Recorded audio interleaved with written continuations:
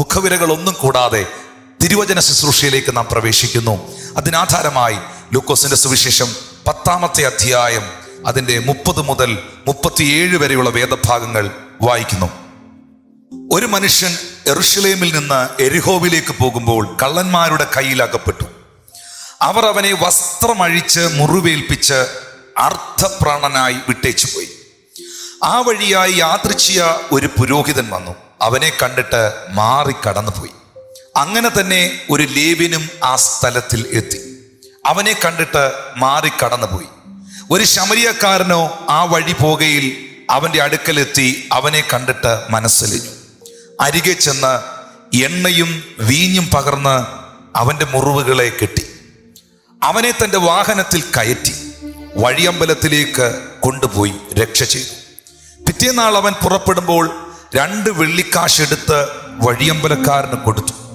ഇവനെ രക്ഷ ചെയ്യണം, അധികം വല്ലതും ചെലവിട്ടാൽ ഞാൻ മടങ്ങി വരുമ്പോൾ തന്നുകൊള്ളാമെന്ന് അവനോട് പറഞ്ഞു.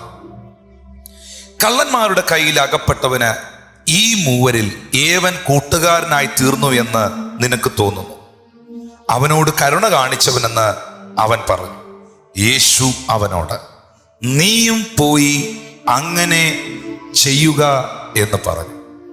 നമുക്കെല്ലാവർക്കും വളരെ സുപരിചിതമായ ഒരു വചനഭാഗമാണ് ഈ ഞായറാഴ്ച പകലിൽ ചിന്തയ്ക്കായി ദൈവത്തിൻ്റെ പരിശുദ്ധാത്മാവ് നൽകിയിരിക്കുന്നത്. പെട്ടെന്ന് തന്നെ നിങ്ങൾക്ക് മനസ്സിലായി ഇന്ന് പ്രസംഗിക്കുവാൻ പോകുന്നത് നല്ല ശമരിയാക്കാരനെ കുറിച്ചാകുന്നു എന്ന്.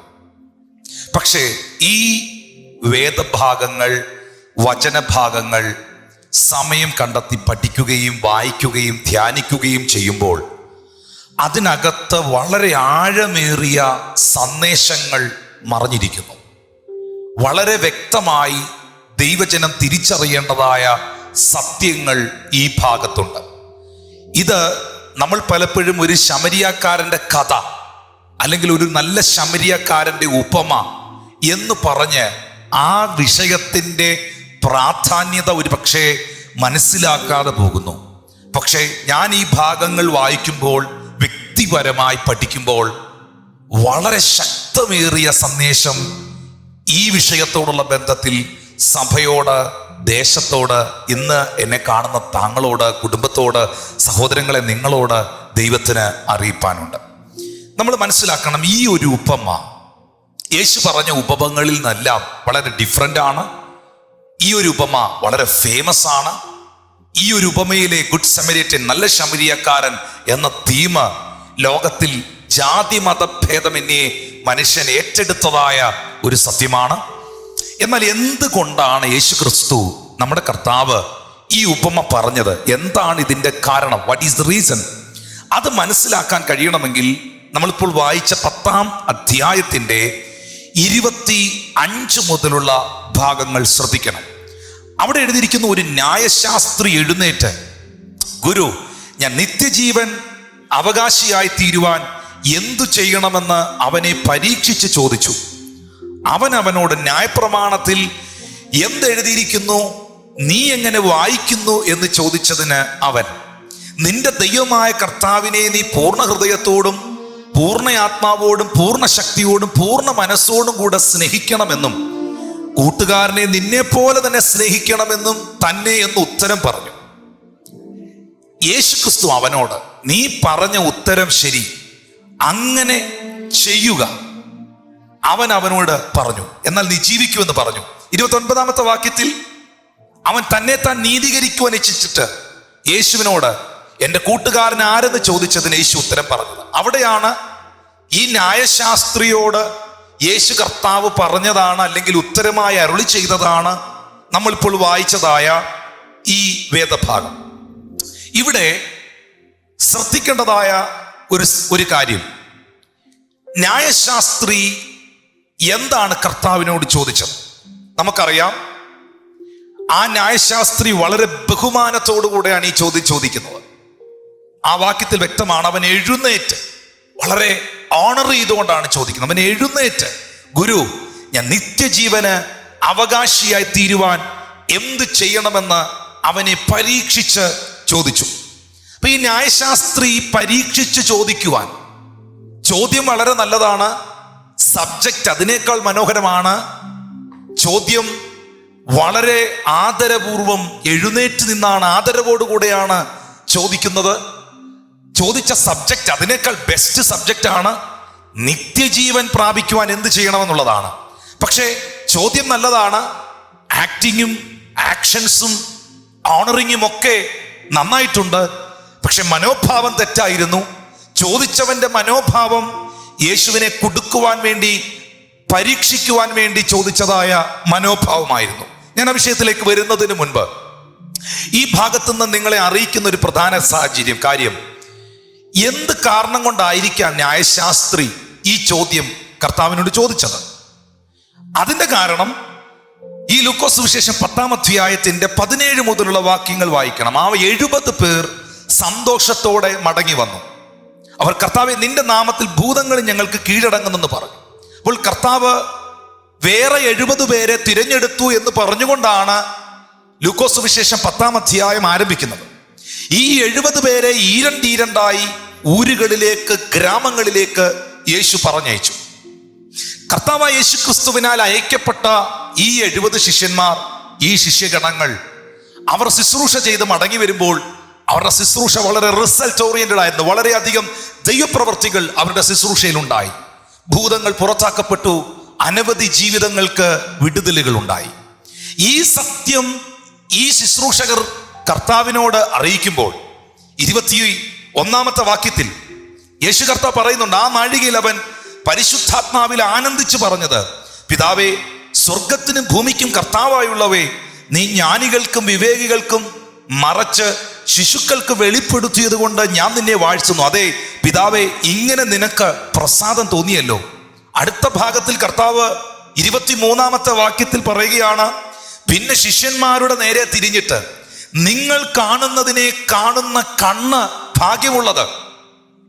24-ാം വാക്യത്തിൽ യേശു പറയുകയാണ്, നിങ്ങൾ കാണുന്നതിനെ കാണുവാൻ ഏറിയ പ്രവാചകന്മാരും രാജാക്കന്മാരും ഇച്ഛിച്ചിട്ടും കണ്ടില്ല, നിങ്ങൾ കേൾക്കുന്നതിനെ കേൾക്കുവാൻ ഇച്ഛിച്ചിട്ടും കേട്ടില്ല എന്ന് ഞാൻ നിങ്ങളോട് പറയുന്നു എന്ന് പ്രത്യേകം പറഞ്ഞു. ഞാൻ നിങ്ങളോട് പറയുന്നു എന്ന് പ്രത്യേകം പറഞ്ഞു. അപ്പൊ യേശു കർത്താവ് ഈ ഒരു സാഹചര്യത്തിൽ 70 ശിഷ്യന്മാരെന്ന് പറയുമ്പോൾ തന്നെ നല്ലൊരു കൂട്ടമുണ്ട്, പിന്നെ 12 ശിഷ്യന്മാരുണ്ട്. അപ്പോൾ തന്നെ അവിടെ തന്നെ 82ഓളം ശിഷ്യന്മാർ തന്നെ ആയിട്ടുണ്ട്. പിന്നെ സമൂഹം, ഒരു വലിയ കൂട്ടം അവിടെയുണ്ട്. ആ കൂട്ടത്തിന്റെ നടുവിലാണ് ഈ കാര്യങ്ങൾ പ്രസ്താവിക്കപ്പെടുന്നത്. യേശു കർത്താവ് പ്രസ്താവിച്ച വാക്ക്, നിങ്ങൾ കണ്ട ഈ കണ്ണുണ്ടല്ലോ, എന്നെ കണ്ട ഈ കണ്ണ്, ആ കണ്ണ് ഭാഗ്യമുള്ളതാണ്. കാരണം നിങ്ങൾ കാണുന്നതിനെ കാണാൻ ഏറിയ പ്രവാചകന്മാരും രാജാക്കന്മാരും ഇച്ഛിച്ചിട്ടും അവർക്കൊന്നും ഇത് സാധിച്ചില്ല. യേശു കർത്താവ് ഇത് പ്രത്യേകം എടുത്തു പറയുന്നത് കേട്ടപ്പോൾ അനന്തരം ഒരു ന്യായശാസ്ത്രി എഴുന്നേറ്റ് നിന്നിട്ട് ചോദിക്കുന്നു, ഗുരു, നിത്യജീവൻ അവകാശിയായി തീരുവാൻ ഞാൻ എന്തു ചെയ്യണം? ഇവിടെ മനസ്സിലാക്കേണ്ട ഒരു കാര്യം, ന്യായശാസ്ത്രി എന്ന് പറയുമ്പോൾ, ആ ലോയർ എന്ന് പറയുമ്പോൾ ന്യായപ്രമാണത്തിൽ ശുഷ്കാന്തി പൂണ്ടവനാണ്. ഉൽപ്പത്തി, പുറപ്പാട്, ലേവ്യ, സംഖ്യ, ആവർത്തന പുസ്തകങ്ങൾ വളരെ ആഴമായി പഠിച്ച മനുഷ്യനാണ്. ആലയത്തിൽ പോകുന്ന വ്യക്തിത്വമാണ്. തിരുവെഴുത്തുകൾ ആധികാരികമായ ആഴത്തിൽ അറിയാവുന്ന വ്യക്തിത്വമാണ്. അപ്പോൾ ഏറിയ പ്രവാചകന്മാർ ആഗ്രഹിച്ചത്, കാണുവാൻ ആഗ്രഹിച്ചത് ആരെയാണ്? രാജാക്കന്മാർ, ഭക്തന്മാർ, പഴയ നിയമ കാലഘട്ടത്തിലെ വിശുദ്ധന്മാർ കാണുവാൻ ആഗ്രഹിച്ചത് ആരെയാണ്? അവരെല്ലാം കാണുവാൻ ആഗ്രഹിച്ചത് മശിഹായെയാണ്. മശിഹായെ കാണുവാൻ അവർ ആഗ്രഹിച്ചിരുന്നു. മശിഹായ്ക്ക് വേണ്ടി അവർ കാത്തിരുന്നു. മശിഹ വരുമെന്ന് അവർ പ്രവചിച്ചിരുന്നു. എന്നാൽ യേശു കർത്താവ് ഇവിടെ ഈ ഒരു സാഹചര്യത്തിൽ എഴുന്നേറ്റ് നിന്ന്, നിങ്ങൾ കാണുന്നതിനെ നിങ്ങൾ കണ്ട കണ്ണ് ഭാഗ്യമുള്ളതാണെന്നും, ഏറിയ പ്രവാചകന്മാരും രാജാക്കന്മാരും ഇത് കാണാൻ ആഗ്രഹിച്ചിട്ടും എന്നെ കാണാൻ കൊതിച്ചിട്ടും അവർക്ക് സാധിച്ചില്ലെന്നും പറഞ്ഞപ്പോൾ അത് ന്യായശാസ്ത്രിക്ക് പിടിച്ചില്ല. അത് അദ്ദേഹത്തിന് ഉൾക്കൊള്ളാൻ പറ്റിയില്ല എന്ന് വേണം പറയാൻ. അദ്ദേഹത്തിന് അത് അങ്ങോട്ട് ഏറ്റെടുക്കാൻ പറ്റിയില്ല, ഉൾക്കൊള്ളാൻ പറ്റിയില്ല. എന്നാ അങ്ങനെ പോകണ്ട, നിന്നെ ചില വാക്കുകളിൽ ഞാനൊന്ന് കൊടുക്കാൻ പോകുകയാണ്.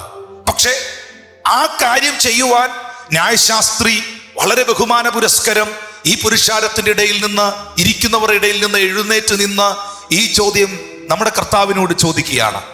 ഇങ്ങനെ കർത്താവിനെ പരീക്ഷിച്ച് ഒരു ചോദ്യം ചോദിച്ച ആ ന്യായശാസ്ത്രിയോട് കർത്താവ് തിരിച്ചൊരു ചോദ്യം ചോദിച്ചു. ന്യായശാസ്ത്രി എന്താണ് ചോദിച്ചത്? ഞാൻ നിത്യജീവനെ അവകാശമാക്കുവാൻ, അതിന് അവകാശിയായി തീരുവാൻ എന്ത് ചെയ്യണമെന്ന് പരീക്ഷിച്ച് ചോദിച്ചു. ചോദ്യത്തിന് ഉത്തരമല്ല യേശു പറഞ്ഞത്, ആ ചോദ്യത്തിനൊരു മറു ചോദ്യം യേശു ചോദിച്ചു. നിങ്ങൾ ബൈബിൾ നോക്കണം. ആ ചോദ്യത്തിനൊരു മറു ചോദ്യം യേശു കർത്താവ് അവനോട് ചോദിക്കുന്നു. യേശു അവനോട് ന്യായപ്രമാണത്തിൽ എന്തെഴുതിയിരിക്കുന്നു, നീ എങ്ങനെ വായിക്കുന്നു എന്ന് ചോദിച്ചു. ഞാൻ പറയട്ടെ, എല്ലാ ചോദ്യങ്ങൾക്കും ഒരു പക്ഷേ നമുക്ക് ഉത്തരം കൊടുക്കുവാൻ കഴിയത്തില്ല. എല്ലാവരുടെയും ചോദ്യങ്ങൾക്കൊന്നും ഉത്തരമില്ല. എല്ലാവരുടെയും ചോദ്യങ്ങൾക്ക് നമുക്ക് ഉത്തരം കൊടുക്കാൻ പറ്റില്ല. പക്ഷേ ചില ചോദ്യങ്ങൾ ചോദിച്ചാൽ അതിനെ മനസ്സിലാക്കിക്കൊണ്ട് ചില മറു ചോദ്യങ്ങൾ നമുക്ക് ചോദിക്കാൻ കഴിയും. ചില മറു ചോദ്യങ്ങൾ നമ്മൾ ചോദിച്ചാൽ ഒരു പക്ഷേ ആ ചോദ്യങ്ങളൊക്കെ ഒരു വഴക്കിലേക്കോ ഒരു ആർഗ്യുമെന്റേഷനിലേക്കോ അല്ലെങ്കിൽ മറ്റൊരു പ്രശ്നത്തിലേക്കോ വഴിത്തിരിക്കും. എന്നാൽ യേശു കർത്താവ് ഒരു ചോദ്യം ചോദിച്ചാൽ, യേശു കർത്താവ് മറുപടി പറഞ്ഞാൽ, നമ്മുടെ കർത്താവ് നമുക്ക് വേണ്ടി വാ തുറന്നാൽ, ആ ചോദ്യത്തിന്റെ മുൻപിൽ, ആ മറുപടിയുടെ മുൻപിൽ യഹോവ നമുക്ക് വേണ്ടി എഴുന്നേറ്റ് കഴിഞ്ഞാൽ ആ നിൽപ്പിന്റെ മുൻപിൽ പിന്നൊരു ശക്തികൾക്കും പിടിച്ചു നിൽക്കാൻ കഴിയുകയില്ല. സഹോദരങ്ങളെ, ഈ ന്യായശാസ്ത്രി ചോദിച്ചത് ഇത്രയേ ഉള്ളൂ. ദൈവം വാഗ്ദത്തം ചെയ്തിരിക്കുന്ന, സ്വർഗത്തിലെ ദൈവം വാഗ്ദത്തം ചെയ്തിരിക്കുന്ന നിത്യജീവൻ പ്രാപിക്കുവാൻ എന്ത് പ്രവൃത്തിയാണ് ചെയ്യേണ്ടത്? ഏത് പ്രവൃത്തിയിലൂടെ നിത്യത സ്വായത്തമാക്കുവാൻ കഴിയും, നിത്യതയിൽ എത്തിച്ചേരുവാൻ കഴിയും എന്നൊരു ക്വസ്റ്റ്യനാണ് ഈ ന്യായശാസ്ത്രി കർത്താവിനോട് ചോദിച്ചത്. ഞാൻ പറഞ്ഞല്ലോ, ചോദ്യം വളരെ നല്ലതാണ്, സബ്ജക്റ്റും അതിനേക്കാൾ നല്ലതാണ്. പക്ഷേ ചോദിച്ചവന്റെ മനോഭാവം, മനസ്സ് വ്യത്യസ്തമായിരുന്നു. പക്ഷേ ആ മനോഭാവം നല്ലതല്ലാത്തത് കൊണ്ട് യേശു അതിനെ തിരിച്ചറിഞ്ഞുകൊണ്ട് അതിനുത്തരമല്ല കൊടുത്തത്, അതിനൊരു മറു ചോദ്യമാണ് അവനോട് ചോദിച്ചത്. നാം മനസ്സിലാക്കേണ്ടതായ വലിയൊരു സത്യം, ചില ചോദ്യങ്ങൾ ചോദിച്ചും പരിഹസിച്ചും കർത്താവ് പറഞ്ഞതിനെ, യേശുക്രിസ്തു വ്യക്തമാക്കിയതിനെ ഇല്ലായ്മ ചെയ്യുക, ഒതുക്കുക, പറഞ്ഞിരുത്തുക, ഈ കൂടി വന്ന ആൾക്കാരുടെ മുമ്പിൽ അവനെ ആക്ഷേപിക്കുക, പരിഹസിക്കുക എന്ന പദ്ധതിയോടുകൂടെയാണ് ഈ ന്യായശാസ്ത്രി ഇത് പറയുവാനിടയായത്. ഉള്ളിലെ അസൂയയും ഉള്ളിലുള്ള പകയും എല്ലാം മറച്ചു വെച്ച് എഴുന്നേറ്റൊക്കെ നിന്ന് വലിയ ബഹുമാനം നടിച്ചുകൊണ്ടാണ് ഈ ചോദ്യം ചോദിക്കുന്നത്. അങ്ങനെയുള്ള ഒരുപാട് പേരെ നമുക്ക് ലോകത്തിൽ ഇന്നും കാണുവാൻ കഴിയുന്നുണ്ട്.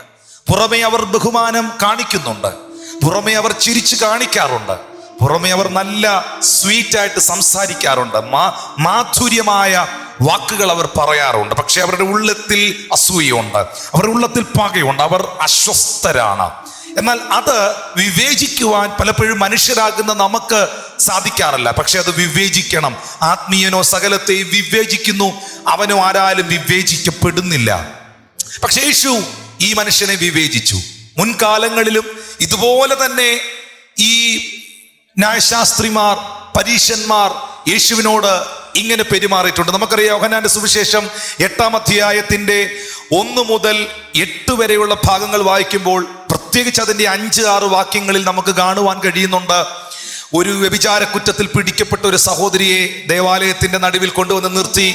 എന്നിട്ട് ആ ന്യായശാസ്ത്രിമാര് കർത്താവിനോട് ചോദിക്കുന്നുണ്ട്. അതിന്റെ 5-ാം വാക്യത്തിൽ, ഇങ്ങനെയുള്ളവരെ കല്ലെറിയണമെന്ന് മോശ ന്യായപ്രമാണത്തിൽ ഞങ്ങളോട് കൽപ്പിച്ചിരിക്കുന്നു, നീ ഇവളെ കുറിച്ച് എന്ത് പറയുന്നെന്ന് ചോദിച്ചു. 6-ാമത്തെ വാക്യത്തിൽ, ഇതവനെ കുറ്റം ചുമത്തുവാൻ സംഗതി കിട്ടേണ്ടതിന് അവനെ പരീക്ഷിച്ച് ചോദിച്ചതായിരുന്നു എന്ന് എഴുതിയിട്ടുണ്ട്. പല സമയങ്ങളിലും ഈ പരീശന്മാർ, ന്യായശാസ്ത്രിമാർ ഇതുപോലെ യേശു കർത്താവിനെ പരീക്ഷിക്കുവാൻ, കുടുക്കുവാൻ ഒരുപാട് ശ്രമങ്ങൾ നടത്തിയതായി കാണുന്നു. ലൂക്കോസിന്റെ സുവിശേഷം 20-ാമത്തെ അധ്യായം, അത് വളരെ ശ്രദ്ധിക്കേണ്ടതായ ഒരു ഭാഗമാണ്. 20-ാമത്തെ അധ്യായം അതിന്റെ 19-20 വാക്യങ്ങൾ നമ്മൾ വായിക്കുമ്പോൾ, the gospel of Luke chapter 20 verse 19 and 20, ഈ ഉപമ തങ്ങളെക്കുറിച്ച് പറഞ്ഞെന്ന് ശാസ്ത്രിമാരും പുരോഹിതന്മാരും ഗ്രഹിച്ചിട്ട് ആ നാഴികയിൽ തന്നെ അവന്റെ മേൽ കൈവെപ്പാൻ നോക്കിയെങ്കിലും ജനത്തെ ഭയപ്പെട്ടു. യേശുവിനെ അട്ടിക്കാൻ, യേശുവിനെ ദേഹോപദ്രവം ചെയ്യുവാൻ, യേശുവിനെ കൈവെക്കാൻ ഈ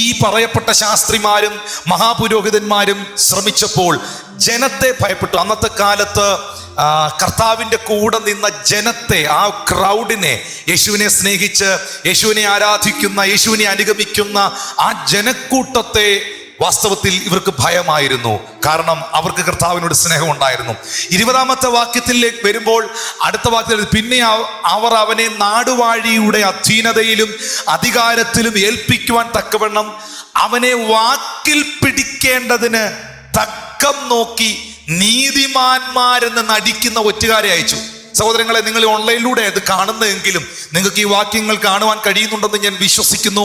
അവിടെ എഴുതിയിരിക്കുകയാണ്, അവനെ വാക്കിൽ പിടിക്കേണ്ടതിന് തക്കം നോക്കി നീതിമാന്മാരെന്ന് നടിക്കുന്ന എന്ന് പറയുമ്പോൾ അഭിനയിക്കുന്ന ഒറ്റുകാരെ അയച്ചു. ഇതാ ഇവിടെ ഒരു ന്യായശാസ്ത്രി ബഹുമാനം അഭിനയിച്ചുകൊണ്ട്, ആദരവും സ്നേഹവും അഭിനയിച്ചുകൊണ്ട് യേശു കർത്താവിനെ കുടുക്കുവാനായി ശ്രമിക്കുന്നു. പല സമയങ്ങളിലും ഈ കൂട്ടം ഇത് ചെയ്തിട്ടുണ്ട്. ഇന്നും ഈ സർവീസ് കാണുന്ന വാത്സല്യ ദൈവജനം ഈ സത്യം തിരിച്ചറിയണം. ബഹുമാനം നടിച്ചുകൊണ്ട്, സ്നേഹം നടിച്ചുകൊണ്ട്, ആർദ്രത നടിച്ചുകൊണ്ട്, ഉള്ളത്തിൽ മറ്റു പല ചിന്തകളും വെച്ചുകൊണ്ട്, രണ്ട് അർത്ഥം വെച്ചുള്ള വാക്കുകൾ സംസാരിച്ചുകൊണ്ട് നമ്മുടെ അരികിൽ വരുന്നവരെയും നമ്മോട് ഇടപെടുന്നവരെയും ശ്രദ്ധിക്കുവാൻ നമുക്ക് കഴിയണം.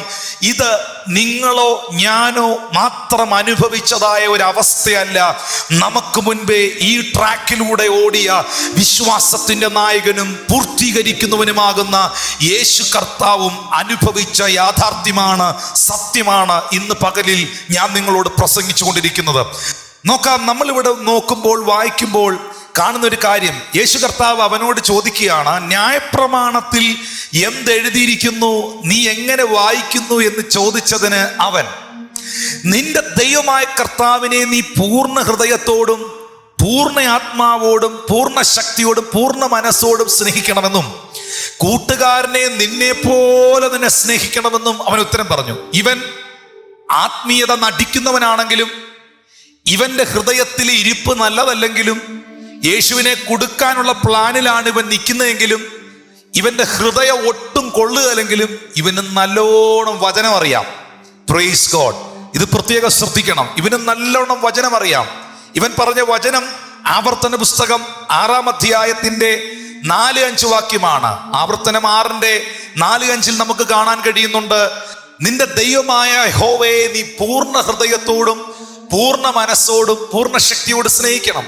ആവർത്തന പുസ്തകം 6-ാം അധ്യായത്തിന്റെ 5-ാം വാക്യമാണ് അവൻ ആദ്യം പറഞ്ഞത്. പിന്നെ ലേവ്യ 19:18, ലേവ്യ പുസ്തകം 19:18 നിന്റെ കൂട്ടുകാരനെ നിന്നെ പോലെ തന്നെ സ്നേഹിക്കണമെന്ന് അവൻ പറഞ്ഞത്. അപ്പോ ഇവന്റെ ഹൃദയത്തിലെ ഇരിപ്പ് നല്ലതല്ല, ഇവന്റെ മനസ്സ് നല്ലതല്ല, പക്ഷെ ഇവന് വചനം അറിയാം.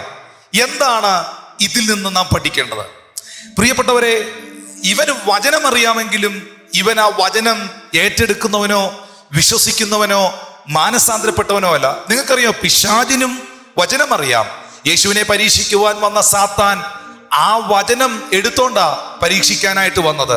91-ാം സങ്കീർത്തനം പിശാചിനറിയാം.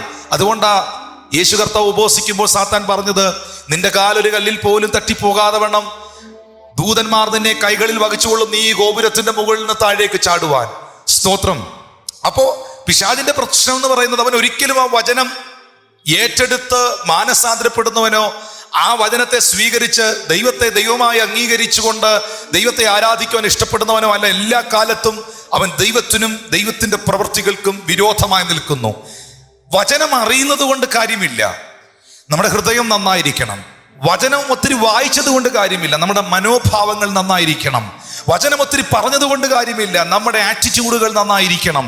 ഇവിടെ നമുക്ക് വ്യക്തമായി മനസ്സിലാക്കാൻ കഴിയുന്നു, പൈശാചിക മണ്ഡലവും ദൈവജനവുമായിട്ടുള്ള വ്യത്യാസം അതാണ്.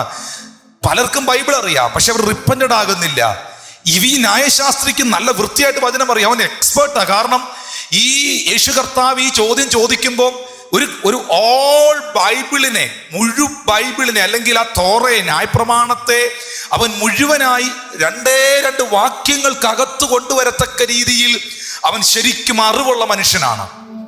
എന്നാൽ അവിടെ നമുക്ക് കാണാൻ കഴിയുന്ന അടുത്ത ഒരു സത്യം, ഒരു വസ്തുത എന്ന് പറയുന്നത്, യേശു കർത്താവ് അവനോട് പറയുകയാണ്, നീ പറഞ്ഞ ഉത്തരം ശരി, അങ്ങനെ ചെയ്യുക, എന്നാൽ നീ ജീവിക്കും എന്ന് പറഞ്ഞു. നീ പറഞ്ഞ കാര്യം വളരെ കറക്റ്റാണ്, വളരെ ശരിയാണ്. ഇതൊക്കെയും നീ അങ്ങനെ തന്നെ ചെയ്യുക എന്ന് പറഞ്ഞു. ഹല്ലേലൂയ. ആ സമയത്ത് 29-ാമത്തെ വാക്യത്തിൽ നമുക്ക് കാണാൻ കഴിയുന്നുണ്ട്, അവൻ തന്നെ താൻ നീതീകരിക്കുവാൻ ഇച്ഛിച്ചിട്ട് യേശുവിനോട്, എൻ്റെ കൂട്ടുകാരൻ ആരെന്ന് ചോദിച്ചതിന് യേശു ഉത്തരം പറഞ്ഞത്. ഇനിയാണ് ആ ന്യായശാസ്ത്രിയോടുള്ള ഉത്തരമാണ്, എൻ്റെ സ്നേഹിതൻ ആര്, എൻ്റെ കൂട്ടുകാരൻ ആര് എന്നുള്ള ചോദ്യമാണ്. അതിൻ്റെ ഉത്തരമാണ് നല്ല ശമരിയക്കാരൻ്റെ ഉപമ അല്ലെങ്കിൽ കഥ എന്ന് പറയുന്നത്. വ്യക്തമായി നിങ്ങൾ മനസ്സിലാക്കേണ്ട ഒരു കാര്യം, നീയും അങ്ങനെ തന്നെ ചെയ്യുക, എന്നാൽ നീ ജീവിക്കും. മോനെ, നിനക്ക് വചനം അറിയാം, ന്യായശാസ്ത്രിയെ നിനക്ക് നല്ലോണം വചനം അറിയാം, നീ നല്ല വൃത്തിയായിട്ടത് പഠിച്ചിട്ടുണ്ട്. പക്ഷേ നീ അത് അങ്ങനെ തന്നെ ചെയ്യുക എന്ന് പറഞ്ഞപ്പോൾ പുള്ളിക്ക് കാര്യം പിടികിട്ടി. ന്യായശാസ്ത്രിക്ക് യേശു പറഞ്ഞത് വ്യക്തമായി. ആ പറയപ്പെട്ട കാര്യം പ്രാവർത്തികമാക്കാം, ഞാൻ അത് ചെയ്തോളാം കേട്ടോ കർത്താവെ, ഞാൻ അനുസരിച്ചോളാം എന്ന് പറഞ്ഞാൽ ന്യായശാസ്ത്രി യേശുവിന് സബ്മിസീവ് ആകുകയാണ്, യേശുവിനെ ഫോളോ ചെയ്യേണ്ടി വരികയാണ്, യേശുവിന്റെ ഉപദേശം കൈക്കൊണ്ട് യേശുവിനെ അനുസരിക്കേണ്ടി വരുന്ന ഒരു സാഹചര്യം ഉണ്ടാകുകയാണ്. പുള്ളി അതിനല്ലല്ലോ അവിടെ വന്നത്, യേശുവിനെ കൊടുക്കാനും കളിയാക്കാനുമാണല്ലോ വന്നത്. അപ്പം പറഞ്ഞും പോയി, പ്രതീക്ഷിക്കാത്ത ഉത്തരം യേശു തിരിച്ച് ചോദിച്ചും പോയി. ഇതിനകത്ത് നിന്ന് ഇനി ഇവൻ ഊരണം. നമ്മുടെ ഭാഷയിൽ പറഞ്ഞാൽ ഇതിനകത്ത് നിന്ന് ഇവൻ എസ്കേപ്പ് ആകണം, ഇതിനകത്ത് നിന്ന് എങ്ങനെയും ഇവൻ ഇനി രക്ഷപ്പെടണം. അതിനുവേണ്ടി 29-ാമത്തെ വാക്യത്തിൽ അവൻ യേശുവിനോട് ചോദിക്കുകയാണ്, അവൻ തന്നെ താൻ നീതീകരിക്കുവാൻ ഇച്ഛിച്ചിട്ട് യേശുവിനോട്, എൻ്റെ കൂട്ടുകാരൻ ആര് എന്ന് ചോദിച്ചതിനാണ് യേശു നല്ല ശമരിയക്കാരൻ്റെ കഥ, ഉപമ പങ്കുവെക്കുന്നത്. നമുക്കിവിടെ അറിയാം, കർത്താവേ, എനിക്ക് വചനമൊക്കെ അറിയാമെങ്കിലും ഇതൊന്നും എനിക്ക് അനുസരിക്കാൻ പറ്റുന്നില്ല, എന്നെ സഹായിക്കണം, എനിക്ക് മാനസാന്തരപ്പെടണം എന്ന് പറയുന്നതിന് പകരം സ്വയം നീതിമാനാകാൻ ശ്രമിക്കുന്ന ഒരു ശ്രമം ന്യായശാസ്ത്രിയിൽ നിങ്ങൾ കാണുന്നുണ്ടോ? ഇത് വളരെ ഗൗരവത്തോടെ ആത്മീയ ലോകം കാണേണ്ടതായ, ദൈവമക്കൾ മനസ്സിലാക്കേണ്ടതായ ഒരു സത്യമാണ്. സ്വയമായി നീതീകരിക്കുവാൻ, സ്വയമായി ന്യായീകരിക്കുവാൻ, സ്വയമായി നീതിമാനായി നടിക്കുവാൻ ശ്രമിക്കുന്ന ഒരു ലോകം. ഇന്നത്തെ ഈ സന്ദേശത്തിന്റെ നടുവിൽ പല സമയങ്ങളിലും ഞാൻ വചനം വായിക്കുന്നുണ്ട്, ഞാൻ പ്രാർത്ഥിക്കുന്നുണ്ട്, ഞാൻ ആ പുള്ളിയെ പോലൊന്നും അല്ല, ഞാൻ അവരെ പോലൊന്നും അല്ല, ഞാൻ ഇവരെ പോലൊന്നും അല്ല, ഞാൻ അങ്ങനെ ചെയ്യുന്നുണ്ട്, ഞാൻ ഇങ്ങനെ ചെയ്യുന്നുണ്ട് എന്ന് പറയുന്ന ഒരു സമൂഹത്തെ, ഒരാളെ കുറ്റം പറഞ്ഞ് മറ്റൊരാളെ അവഗണിച്ച് അവർ ശരിയല്ല, അങ്ങനെ ശരിയല്ല, ആ സഭ ശരിയല്ല, ഈ സഭ ശരിയല്ല, ആ പാസ്റ്റർ ശരിയല്ല, ആ ഉപദേശി ശരിയല്ല, ആ പുരോഹിതൻ ശരിയല്ല, ഞാൻ ശരിയാണ്, ഞാൻ പെർഫെക്റ്റ് ആണ് എന്ന് പറയുന്ന ന്യായശാസ്ത്രിമാർ, സ്വയമായി നീതീകരിക്കുവാൻ ശ്രമിക്കുന്ന ന്യായശാസ്ത്രിമാർ, ഈ ദൂതുകൾ ശ്രദ്ധയോടെ കേൾക്കണം. നല്ല ഹൃദയത്തോടെ, അനുതാപത്തോടെ പാപങ്ങളെ ഏറ്റുപറഞ്ഞ് കർത്താവിന്റെ കാലിലോട്ട് വീണുന്നോർത്തു നോക്കിയ ന്യായശാസ്ത്രിക്ക് കിട്ടിയ അവസരം, മുഴുലോകത്തിന്റെയും പാപപരിഹാരകനായ, രക്ഷകനായ, പാപങ്ങളെ വിമോചിപ്പിക്കാൻ കഴിയുന്നവനായ ആ പൊന്നു കർത്താവിന്റെ, യേശുവിന്റെ കാലയിലോട്ടങ്ങ് വീഴേണ്ടതിന് പകരം അവൻ അവിടെ നിന്ന് തർക്കിക്കുകയാണ്, അടുത്തടുത്ത ചോദ്യങ്ങൾ ചോദിക്കുകയാണ്, അടുത്തടുത്ത കാര്യങ്ങളിലേക്ക് പ്രവേശിക്കുകയാണ്. ഒരിക്കലും അങ്ങനെ ചെയ്യരുത് സഹോദരങ്ങളെ. ആ ന്യായശാസ്ത്രിക്ക് യേശു കർത്താവ് കൊടുത്ത ഒരു ഉത്തരമാണ്, ഒരു മറുപടിയാണ്. 30 മുതലുള്ള വാക്യങ്ങൾ ഞാൻ വായിക്കുന്നു. ഒരു മനുഷ്യൻ യെരൂശലേമിൽ നിന്ന് യെരിഹോവിലേക്ക് പോകുമ്പോൾ കള്ളന്മാരുടെ കയ്യിൽ അകപ്പെട്ടു. അവർ അവനെ വസ്ത്രമഴിച്ച് മുറിവേൽപ്പിച്ച് അർദ്ധപ്രാണനായി വിട്ടേച്ചു പോയി. ആ വഴിയായി യാദൃച്ഛിക ഒരു പുരോഹിതൻ വന്ന് അവനെ കണ്ടിട്ട് മാറി കടന്നുപോയി. അങ്ങനെ തന്നെ ഒരു ലേവ്യനും ആ സ്ഥലത്ത് അവനെ കണ്ടിട്ട് മാറി കടന്നുപോയി. 33-ാം വാക്യത്തിൽ പറയുന്ന, ഒരു ശമര്യനോ വഴി പോകയിൽ അവന്റെ അടുക്കലെത്തി അവനെ കണ്ടിട്ട് മനസ്സലിഞ്ഞു. ഞാൻ ഈ ഞായറാഴ്ച ദിവസം ഇത് കാണുന്ന എൽഷദായ് മിനിസ്ട്രിയിലെ ശുശ്രൂഷകർ, സഭാവിശ്വാസികൾ, പാസ്റ്റേഴ്സ്, സഹോദരങ്ങൾ, ലോകമെമ്പാടും ജീസസ് ഈസ് അലൈവിന്റെ യൂട്യൂബ് ചാനലിലൂടെ, ഫേസ്ബുക്കിലൂടെ ഒക്കെ കാണുന്ന പ്രിയപ്പെട്ടവരോട് പറയട്ടെ, പല സമയങ്ങളിലും നല്ല ശമരിയൻ, ഗുഡ് സമരിയൻ എന്ന തീം നാം എടുത്തുയർത്തുമ്പോഴെല്ലാം നമ്മൾ നോർമലി പറയാറുള്ള ഒരു കാര്യമാണ്, ആരാണ് നല്ല ശമരിയക്കാരൻ? യേശുക്രിസ്തുവാണ് നല്ല ശമരിയക്കാരൻ എന്നുള്ളതാണ് നമ്മൾ പഠിച്ചിരിക്കുന്നത്. നല്ലൊരു കാര്യമാണ്, അങ്ങനെ ചിന്തിക്കുന്നത് കൊണ്ട് തെറ്റില്ല. പക്ഷേ ഞാനും നിങ്ങളും ആ നല്ല ശമരിയക്കാരനെ പോലെ ആകണം എന്നുള്ള ആശയത്തിലാണ് യേശു കർത്താവ് ഇത് പറഞ്ഞത്. യേശു ക്രിസ്തു നല്ല ശമരിയനാണ്, അവനെ പോലെയാണ് എന്ന് തെളിയിക്കാൻ വേണ്ടിയിട്ടല്ല ഈ കാര്യങ്ങൾ പ്രസ്താവിക്കപ്പെട്ടത്. ന്യായശാസ്ത്രിയും ചുറ്റും നിൽക്കുന്നവരും ഇത് കേൾക്കുന്നവരും ഇപ്പോൾ ഇത് കേട്ടുകൊണ്ടിരിക്കുന്ന നിങ്ങളും നിങ്ങളോട് സംസാരിക്കുന്ന ഞാനും ഈ നല്ല ശമരിയൻ ചെയ്തതുപോലെ അവന്റെ മനോഭാവം പോലെ അവനെ പോലെ ആകണം എന്നുള്ളതാണ് ഈ കഥ കൊണ്ട് അർത്ഥം. നമ്മൾ പലപ്പോഴും അത് കർത്താവാണ് നല്ല ശമരിയൻ, ഞാൻ പിന്നെ ഇത് വായിക്കുന്നു, ഞാൻ പിന്നെ ഇത് കേൾക്കുന്നു, ഗ്ലോറി ടു ഗോഡ്, നല്ല കഥ, നല്ല രസമുണ്ട്, സൺഡേ സ്കൂളിൽ പഠിപ്പിക്കുന്നുണ്ട്, പിള്ളേരാണ് ഇത് അഭിനയിച്ച് കാണിക്കുന്നുണ്ട്, നല്ല കാര്യം. അല്ല, ഇത് വ്യക്തിപരമായി ഏറ്റെടുക്കുവാൻ കർത്താവ് നമുക്ക് നൽകിയ ആലോചനയാണ്. രണ്ട് രീതിയിലും ഇത് ചിന്തിക്കാം.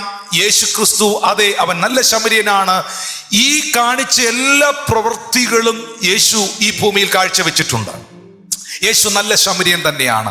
പക്ഷെ ഇവിടെ കർത്താവ് പഠിപ്പിക്കുന്നത് യേശു നല്ല ശമരിയക്കാരനെ തെളിയിക്കുവാനല്ല, നിങ്ങളും ഞാനും ആ നിലയിലേക്ക് വരുവാൻ വേണ്ടിയാണ്. നമുക്ക് ആ ഭാഗം ഒന്ന് ശ്രദ്ധിക്കാം. ഒരു മനുഷ്യൻ യെരൂശലേമിൽ നിന്ന് യെരിഹോവിലേക്ക് പോകുമ്പോൾ കള്ളന്മാരുടെ കയ്യിൽ അകപ്പെട്ടു. അപ്പോൾ ജെറുസലേം എന്ന പട്ടണത്തിൽ നിന്ന് യെരിഹോവിലേക്ക് യാത്ര ചെയ്ത ഈ മനുഷ്യൻ, അവൻ കള്ളന്മാരുടെ കയ്യിൽ അകപ്പെട്ടു. നമുക്കറിയാം, ജെറുസലേം എന്ന് പറയുന്ന പട്ടണം ഒരു ഉയർന്ന സ്ഥലത്താണ് സ്ഥിതി ചെയ്യുന്നത്. ആ ഉയർന്ന സ്ഥലത്ത് നിന്നും ഇങ്ങനെ ഇറക്കമിറങ്ങി പോകുന്ന സ്ഥലമാണ് യെരിഹോ എന്ന് പറയുന്നത്. ഒരു പ്രാവശ്യമെങ്കിലും ഈ സ്ഥലങ്ങൾ സന്ദർശിച്ചിട്ടുള്ളവർക്ക് ഇത് കുറച്ചും കൂടെ വ്യക്തമാകും. ഇല്ലെങ്കിൽ നിങ്ങൾക്ക് ഒരു സ്റ്റഡിയിലൂടെ, ഒരു പഠനത്തിലൂടെ ഈ കാര്യങ്ങൾ വ്യക്തമാണ്. ജെറുസലേം എന്ന പട്ടണം ഒരു ഉയർന്ന മലയിൽ അല്ലെങ്കിൽ ഒരു ഉയർന്ന സ്ഥലത്താണ് നിൽക്കുന്നത്. ദേവാലയം ആ ഉയർന്ന സ്ഥലത്താണ് നിൽക്കുന്നത്. ദാവീദിന്റെ സിയോൻ കോട്ട ആ ഉയർന്ന സ്ഥലത്താണ് നിൽക്കുന്നത്. അവിടെ നിന്ന് വളരെ ദൂരം യാത്ര ചെയ്ത ഒരു ഇറങ്ങി പോകുന്ന വഴിയിലാണ്, ആ റൂട്ടിലാണ് യെരിഹോവ്, ശമരിയ തുടങ്ങിയ പട്ടണങ്ങൾ എല്ലാം. ഈ ജെറുസലേം പട്ടണത്തിലാണ് പുരോഹിതന്മാരുള്ളത്. ഈ ജെറുസലേം പട്ടണത്തിലാണ് ലേവ്യരുള്ളത്. ഈ ജെറുസലേം പട്ടണത്തിലാണ് കൂടുതലും യഹൂദന്മാരുള്ളതും യഹൂദ മത സംവിധാനങ്ങൾ ഉള്ളതും. അവിടെ നിന്നാണ് ശരിക്കും പറഞ്ഞാൽ പുരോഹിതന്മാർ അല്ലെങ്കിൽ ലേവ്യനൊക്കെ ഈ ഭാഗത്തേക്ക് വരുന്നത്. ഒരു പക്ഷേ അവരൊക്കെ ആ ഏരിയകളിൽ താമസിക്കുന്നവരായിരിക്കാം. പക്ഷെ മെയിൻലി പുരോഹിതനും ലേവ്യനും എല്ലാം എപ്പോഴും ഉണ്ടായിരിക്കുന്നത് ഈ ജെറുസലേമിലാണ്. ആ ടെമ്പിളിനോട്, ആ ആലയത്തോടുള്ള ബന്ധത്തിലെ ശുശ്രൂഷകളിലാണ്. യേശു കർത്താവ് ഇവിടെ വ്യക്തമാക്കുന്ന എന്താണെന്ന് ഞാൻ അറിയിക്കുന്നു. ജെറുസലേമിൽ നിന്ന് യെരിഹോവിലേക്ക് പോകുന്ന ഈ വ്യക്തി കള്ളന്മാരുടെ കയ്യിൽ അകപ്പെട്ടു. കാരണം ആ റൂട്ടുകളിൽ ചെറിയ ഗുഹകളുണ്ട്. ഈ ഗുഹകളിലൊക്കെ അന്നത്തെ കാലത്ത് കള്ളന്മാർ ഒളിച്ചു പാർത്തിരുന്നു. വഴിയാത്രക്കാരെ അറ്റാക്ക് ചെയ്തിട്ട് അവരുടെ നന്മകൾ കവർന്നെടുക്കാൻ വേണ്ടിയിട്ട്. ആ നിലയിൽ കള്ളന്മാരുടെ കയ്യിൽ ഈ മനുഷ്യനും അകപ്പെട്ടു. എന്താണ് കള്ളന്മാർ ചെയ്തത്? അവർ അവനെ വസ്ത്രമഴിച്ച് മുറിവേൽപ്പിച്ച് അർത്ഥപ്രാണനായി വിട്ടേച്ചു പോയി. കള്ളന്മാരുടെ ലക്ഷ്യം അവനെ കൊന്നുകളയുക എന്നുള്ളതല്ല, അവന്റെ കയ്യിലെ നന്മകൾ കവർന്നെടുക്കുക എന്നുള്ളതാണ്. അവനെ തകർക്കുക എന്നുള്ളതാണ്, മോഷ്ടിക്കുക എന്നുള്ളതാണ്. യേശുക്രിസ്തു പറഞ്ഞ വചനം മറന്നു പോകൽ, അറക്കുവാനും മുടിക്കുവാനും മോഷ്ടിക്കുവാനും അല്ലാതെ കള്ളൻ വരുന്നില്ല. എന്നാൽ ഞാൻ വന്നതോ നിങ്ങൾക്ക് ജീവൻ ഉണ്ടാകുവാനും അത് സമൃദ്ധിയായി ഉണ്ടാകുവാനും അത്രേ. എന്നാൽ നമുക്കറിയാം, ആ വഴിയായി യാദൃച്ഛിക ഒരു പുരോഹിതൻ വന്ന് അവനെ കണ്ടിട്ട് മാറിക്കടന്നുപോയി. കള്ളന്മാർ അവനെ വസ്ത്രമഴിച്ച് മുറിവേൽപ്പിച്ച് തകർത്തു കളഞ്ഞു. എന്ന് പറഞ്ഞാൽ ആർക്കും അവനെ രക്ഷിക്കാൻ കഴിയാത്ത അവസ്ഥ, മറ്റാർക്കും അവനെ സഹായിക്കാൻ കഴിയാത്ത ഒരവസ്ഥയിലാക്കി. ഈ സന്ദേശം ഇന്ന് നിങ്ങൾ കേൾക്കുമ്പോൾ ആർക്കും നിങ്ങളെ സഹായിക്കുവാൻ കഴിയാത്തൊരവസ്ഥയിൽ, ആർക്കും നിങ്ങളെ രക്ഷിക്കുവാൻ കഴിയാത്തൊരവസ്ഥയിൽ, നിങ്ങളുടെ അവസ്ഥ, നിങ്ങളുടെ സാഹചര്യം കണ്ടിട്ട് പല വ്യക്തികളും കാണാത്തവരെ പോലെ മാറിക്കടന്നുപോയ അനുഭവത്തിന്റെ നടുവിൽ ഞാൻ പ്രസംഗിക്കുന്ന എൻ്റെ കർത്താവായ യേശുക്രിസ്തു, ആ നല്ല ശമരിയന്റെ ജീവിതം യേശുവിനോടുകൂടെ നമുക്ക് ചേർത്ത് പഠിക്കാം. കാരണം യേശുവിന്റെ സ്വഭാവവും യേശുവിന്റെ ശുശ്രൂഷയും യേശുവിന്റെ പ്രവൃത്തികളും എല്ലാം ആ നിലയിലായിരുന്നു. പ്രവർത്തിച്ച കർത്താവ്, ആ നിലയിൽ ജീവിതത്തിൽ സ്വഭാവത്തിൽ കൊണ്ടുവന്ന കർത്താവ്, ഈ ഉപമ പറയുമ്പോൾ അതിന് കുറേയും കൂടെ പ്രസക്തിയുണ്ട്. പ്രിയപ്പെട്ടവരെ, ആർക്കും നിങ്ങളെ സഹായിക്കാൻ കഴിയാത്തൊരവസ്ഥയിൽ പിശാച് നിങ്ങളെ ആക്കിയിട്ടുണ്ടെങ്കിൽ, ശത്രു നിങ്ങളെ ആക്കിയിട്ടുണ്ടെങ്കിൽ, നിങ്ങളെ തകർത്തിട്ടുണ്ടെങ്കിൽ, വസ്ത്രം അഴിക്കുക എന്ന് പറയുന്നത് ഒരു അപമാനമാണ്, അതൊരു ഷെയിംഫുൾ തിങ് ആണ്.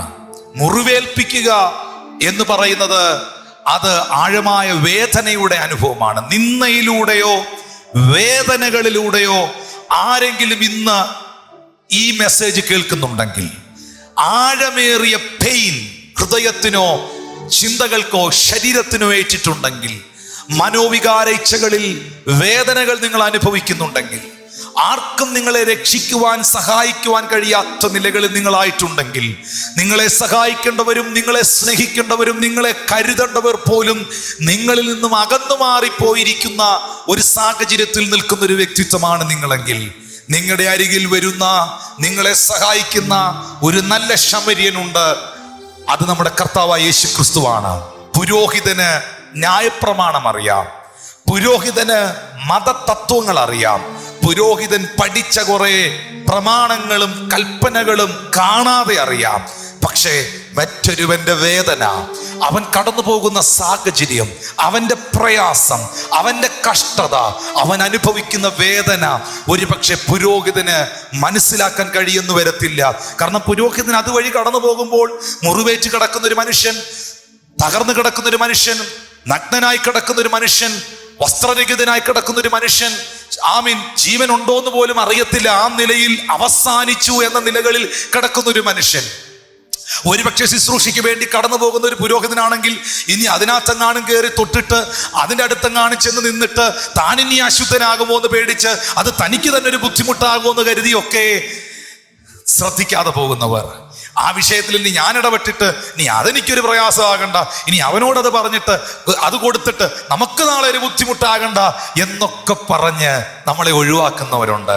പക്ഷേ ഹല്ലേലൂയ, നമ്മളെ ഒഴിവാക്കാത്തൊരു യേശുവുണ്ട്, നമ്മളെ മറക്കാത്തൊരു കർത്താവുണ്ട്.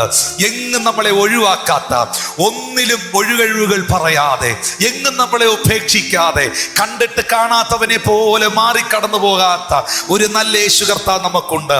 ശ്രദ്ധിക്കണേ പ്രിയപ്പെട്ടവരെ, പുരോഹിതന് ന്യായപ്രമാണം അറിയാം, ന്യായശാസ്ത്രിയെ പോലെ തന്നെ. പക്ഷേ ഇതാ പുരോഹിതനും ഇതനുസരിക്കുവാൻ തയ്യാറാകുന്നില്ല. അവനും കണ്ടിട്ടും കാണാത്തവനെ പോലെ വഴിമാറി കടന്നു പോവുകയാണ്. 32-ാമത്തെ വാക്യത്തിൽ യേശുക്രിസ്തു വീണ്ടും പറയുന്നു ന്യായശാസ്ത്രിയോട്, അങ്ങനെ തന്നെ ഒരു ലേവ്യനും ആ സ്ഥലത്തിലെത്തി അവനെ കണ്ടിട്ട് മാറിക്കടന്നുപോയി. ലേവ്യൻ ആരാണ്? ലേവ്യൻ എന്ന് പറയുന്നത് പൗരോഹിത്യ ശുശ്രൂഷകൾക്ക് കൂട്ടായി നിൽക്കുന്ന സഹായിയാണ്. പുരോഹിതനെ അസിസ്റ്റ് ചെയ്യുന്ന, പുരോഹിതനെ സഹായിക്കുന്ന ശുശ്രൂഷകനാണ് ലേവ്യൻ എന്ന് പറയുന്നത്. ലേവ്യനും വഴിമാറി കടന്നുപോയി. യേശു കർത്താവ് എന്ത് ആശയമാണ് പ്രിയപ്പെട്ടവരെ ഈ സർവീസ് എന്ന് കാണുന്ന സഹോദരങ്ങളെ ഇവിടെ വ്യക്തമാക്കുന്നതെന്ന് അറിയുമോ? പുരോഹിതൻ, ലേവ്യൻ ഒന്നിനു പുറകെ ഒന്നായി വരുന്ന ഒരു കാഴ്ച. ജെറുസലേമിന്റെ മലയിൽ നിന്നും ഇറങ്ങി ഈ താഴ്വാരത്തിലേക്ക് നടന്നു വരുന്നൊരു കാഴ്ച യേശു കർത്താവ് ഒരു കഥ പോലെ, ഉപമ പോലെ വ്യക്തമാക്കുമ്പോൾ ഈ പുരോഹിതനും ഈ ലേവ്യനും ഒക്കെ ചേരുന്നതാണ് യഹൂദ മത സംവിധാനം എന്ന് പറയുന്നത്.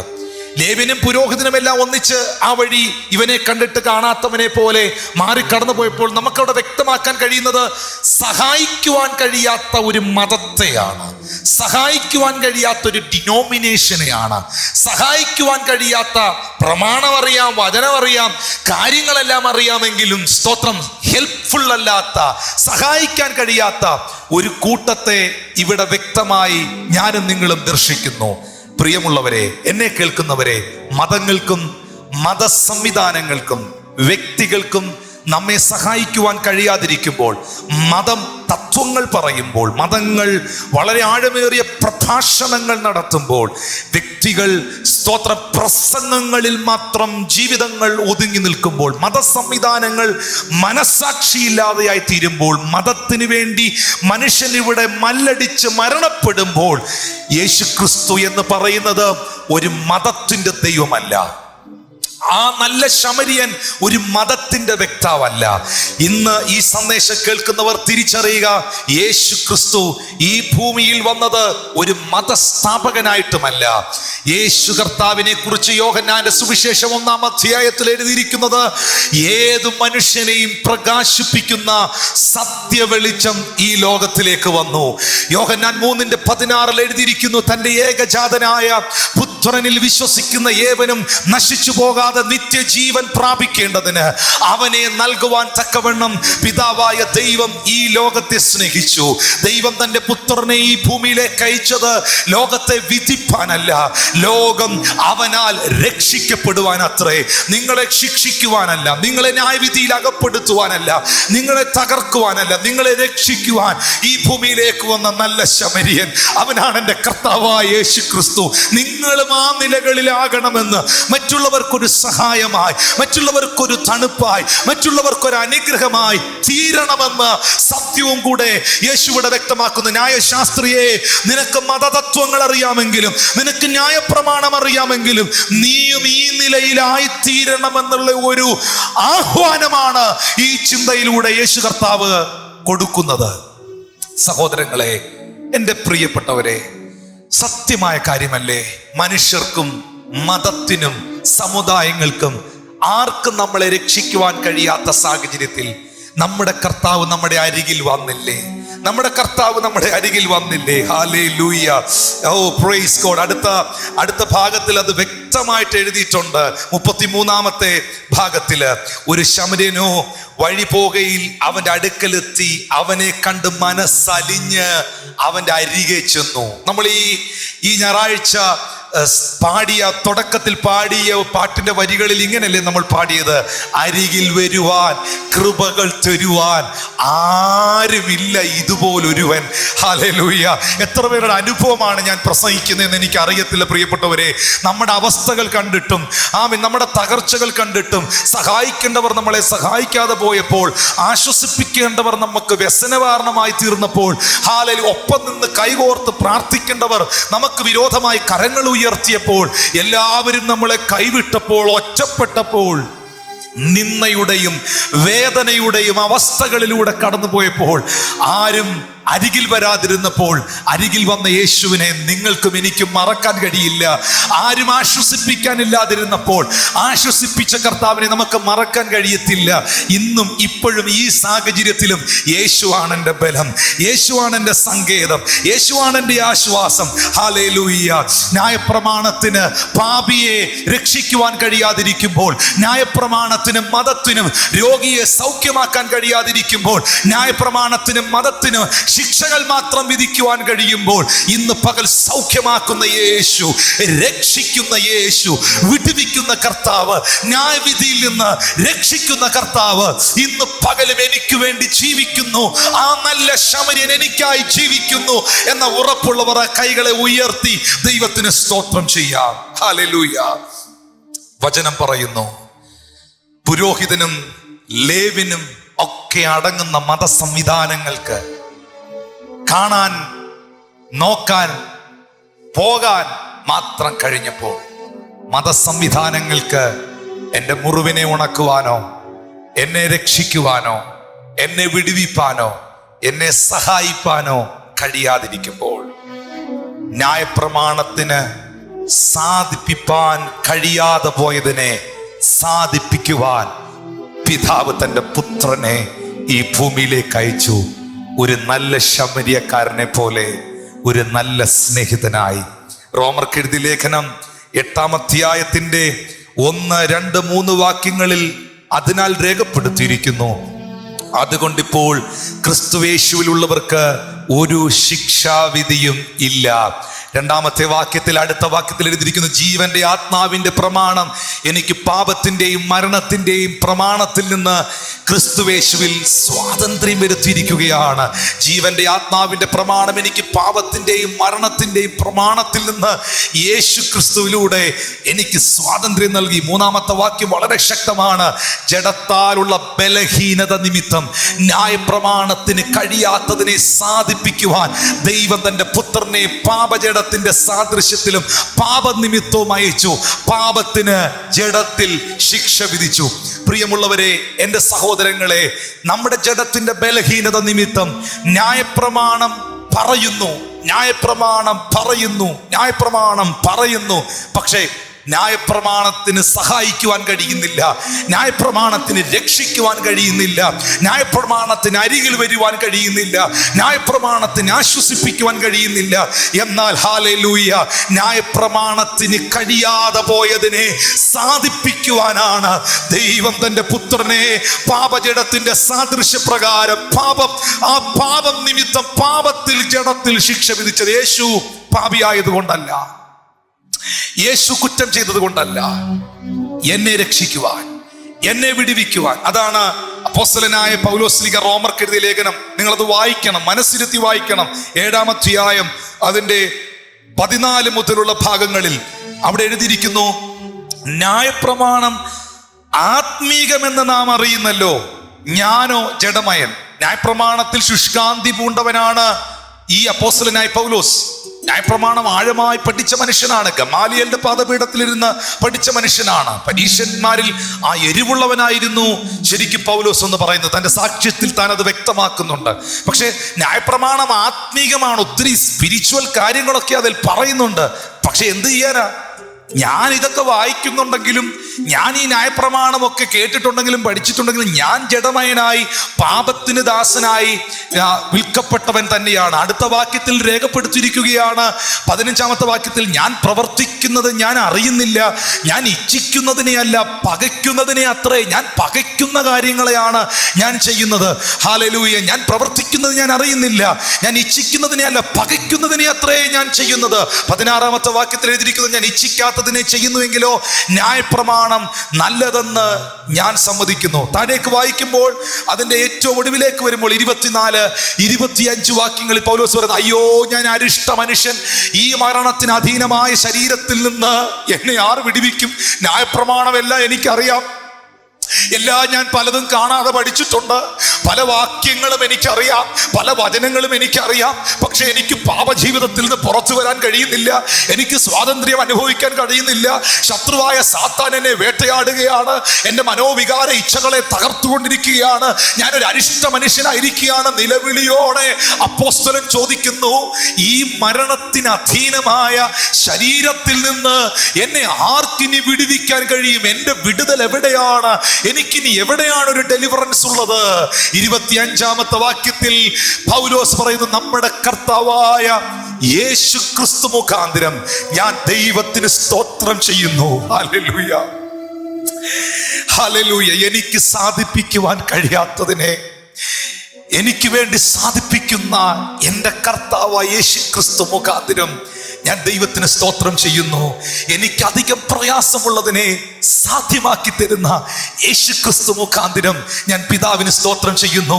വൈദ്യശാസ്ത്രം എന്നെ കൈവിടുമ്പോൾ എന്നെ സൗഖ്യമാക്കുന്ന യേശു ക്രിസ്തു മുഖാന്തരം ഞാൻ പിതാവിന് സ്തോത്രം ചെയ്യുന്നു. ലോകം മുഴുവൻ ഞാൻ പാപിയെന്ന് മുദ്ര കുത്തുമ്പോഴും, ലോകം മുഴുവൻ എന്നെ ഉപേക്ഷിച്ച് തള്ളിക്കളഞ്ഞിരിക്കുമ്പോഴും എന്നെ വിശുദ്ധിയുടെ പടികളിലേക്ക് കയറ്റി നിർത്തുന്ന, എന്നെ വിശുദ്ധീകരിച്ച യേശു ക്രിസ്തുവിന്റെ പരിശുദ്ധ രക്തം നിമിത്തം ഞാൻ പിതാവിന് സ്തോത്രം ചെയ്യുന്നു. ഞാൻ ദൂരസ്ഥനായിരുന്നു ദൈവത്തിൽ നിന്ന്, എന്നാൽ ക്രിസ്തുവിനോടുകൂടെ ആ പിതാവിനോടുകൂടെ സമീപസ്ഥനാക്കി തീർത്ത യേശു ക്രിസ്തു മുഖാന്തിരം ഞാൻ എൻ്റെ പിതാവിന് സ്തോത്രം ചെയ്യുന്നു. ദൈവജനമേ, ഇന്ന് ഈ സന്ദേശം കേൾക്കുമ്പോൾ ഞാൻ നിങ്ങൾ മനസ്സിലാക്കേണ്ട ഏറ്റവും വലിയ ഒരു സത്യം, മത സംവിധാനങ്ങൾക്കും ന്യായപ്രമാണത്തിനും സാധിപ്പിക്കുവാൻ കഴിയാതെ പോയതിനെ യേശു ക്രിസ്തുവിലൂടെ, ഈ നല്ല ശമര്യനിലൂടെ സാധിപ്പിച്ചു സ്വർഗത്തിലെ ദൈവം. ഹല്ലേലൂയ. ഗലാത്യർക്കെഴുതിയ ലേഖനം 3-ാം അധ്യായം അതിന്റെ 11 മുതൽ 14 വരെയുള്ള ഒരു വാക്യത്തിൽ നമുക്കെല്ലാവർക്കും സുപരിചിതമാണ് ആ വാക്യം.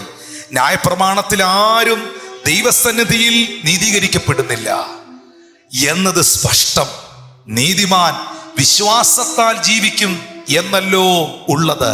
12-ാമത്തെ വാക്യത്തിൽ പൗലോസ് പറയുകയാണ്, ന്യായപ്രമാണത്തിനോ വിശ്വാസമല്ല ആധാരമായിരിക്കുന്നത്, അത് ചെയ്യുന്നവൻ അതിനാൽ ജീവിക്കും. അത് ചെയ്യുക, ഇത് ചെയ്യുക. ഈ ന്യായശാസ്ത്രി ഇതല്ലേ ചോദിച്ചത്? എന്താണ് ന്യായശാസ്ത്രി ചോദിച്ചത്? നിത്യജീവൻ അവകാശിയായി തീരുവാൻ എന്ത് ചെയ്യണം? ആ ചോദ്യത്തിന്റെ മുമ്പിലാണ് ഈ നല്ല ശമര്യന്റെ കഥ, ഉപമ യേശു പറഞ്ഞത്. എന്ത് ചെയ്യണം? കാരണം അവൻ കംപ്ലീറ്റ്ലി ന്യായപ്രമാണത്തിൽ നിൽക്കുന്നവനാണ് ഈ ന്യായശാസ്ത്രി. അതാ പുള്ളി ചോദിച്ചത്, എന്ത് ചെയ്യണം? പൗലോസിയുടെ ഗലാത്യർ 3:12 എഴുതിയിട്ടുണ്ട്, ന്യായപ്രമാണത്തിനോ വിശ്വാസമല്ല ആധാരമായിരിക്കുന്നത്, അത് ചെയ്യുന്നവൻ അതിനാൽ ജീവിക്കും. അതാ പുള്ളി ചോദിച്ചത് എന്ത് ചെയ്യണമെന്ന്. എന്നാൽ 13-ാമത്തെ വാക്യത്തിൽ എഴുതിയിരിക്കുന്ന സഹോദരങ്ങളെ, മരത്തിന്റെ മേൽ തൂങ്ങുന്നവനെല്ലാം ശപിക്കപ്പെട്ടവനെന്ന് എഴുതിയിരിക്കുന്നത് പോലെ ക്രിസ്തു നമുക്ക് വേണ്ടി ശാപമായി തീർന്നു.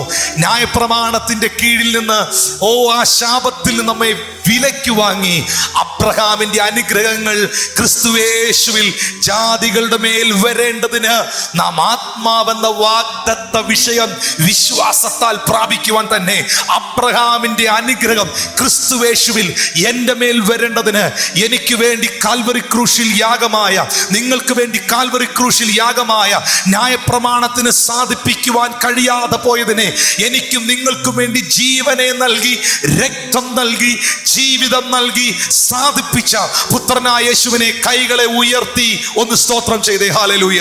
പ്രിയ സഹോദരങ്ങളെ, ലൂക്കോസ് 10:33-34 വാക്യങ്ങൾ ഒന്ന് ശ്രദ്ധിക്കാമോ?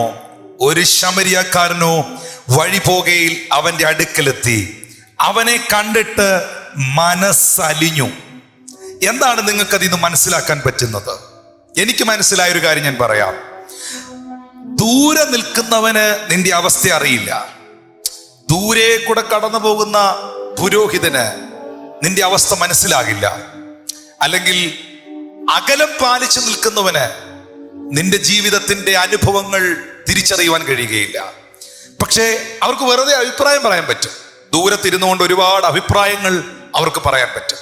പക്ഷെ യേശു എന്താണ് ചെയ്തത്? അല്ലെങ്കിൽ ആ നല്ല ശമരിയക്കാരൻ എന്താണ് ചെയ്യുന്നത്? മനസ്സിലാക്കുക. ബൈബിൾ പറയുന്നു, അവൻ അരികെ വന്നു, അവനെ കണ്ടിട്ട് മനസ്സലിഞ്ഞു എന്ന് പറഞ്ഞാൽ ഇത്രയേ ഉള്ളൂ. അടുത്തു വന്ന് അവസ്ഥ കണ്ട് മനസ്സിലാക്കി.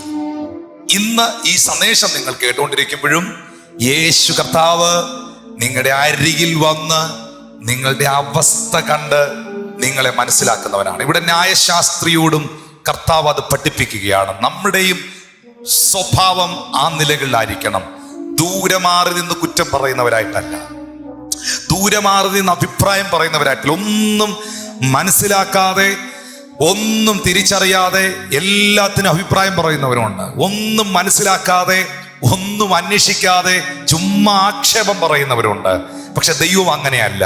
ദൈവം ആഗ്രഹിക്കുന്നു നിങ്ങളും അങ്ങനെയാകരുത്. നിങ്ങൾ അടുത്തു വരണം, മനസ്സിലാക്കണം സാഹചര്യം, മനസ്സിലാക്കണം വ്യക്തികളെ, അരികിൽ വന്ന് അവരിൽ നിന്ന് ചിലത് മനസ്സിലാക്കിയതിനു ശേഷം മാത്രമേ അഭിപ്രായം പറയാവൂ. യേശു കർത്താവ് അടുത്തു വന്ന് അവസ്ഥ കണ്ട് അവനെ മനസ്സിലാക്കി. ഇതാ യേശു അരികിൽ വന്ന് അവസ്ഥ കണ്ട് നിങ്ങളെ മനസ്സിലാക്കുന്നു. അങ്ങനെ ഒത്തിരി വാക്യങ്ങൾ എനിക്ക് തിരുവെഴുത്തിൽ നിന്ന് മനസ്സിലാക്കി തരാനുണ്ട്, പഠിപ്പിക്കാനുണ്ട്. മർക്കോസ് സുവിശേഷം 1-ാം അധ്യായത്തിന്റെ 40 മുതൽ 44 വരെയുള്ള വാക്യങ്ങൾ വായിക്കുമ്പോൾ ഒരു കുഷ്ഠരോഗി, ആ കുഷ്ഠരോഗിയെക്കുറിച്ച് നമുക്കറിയാം.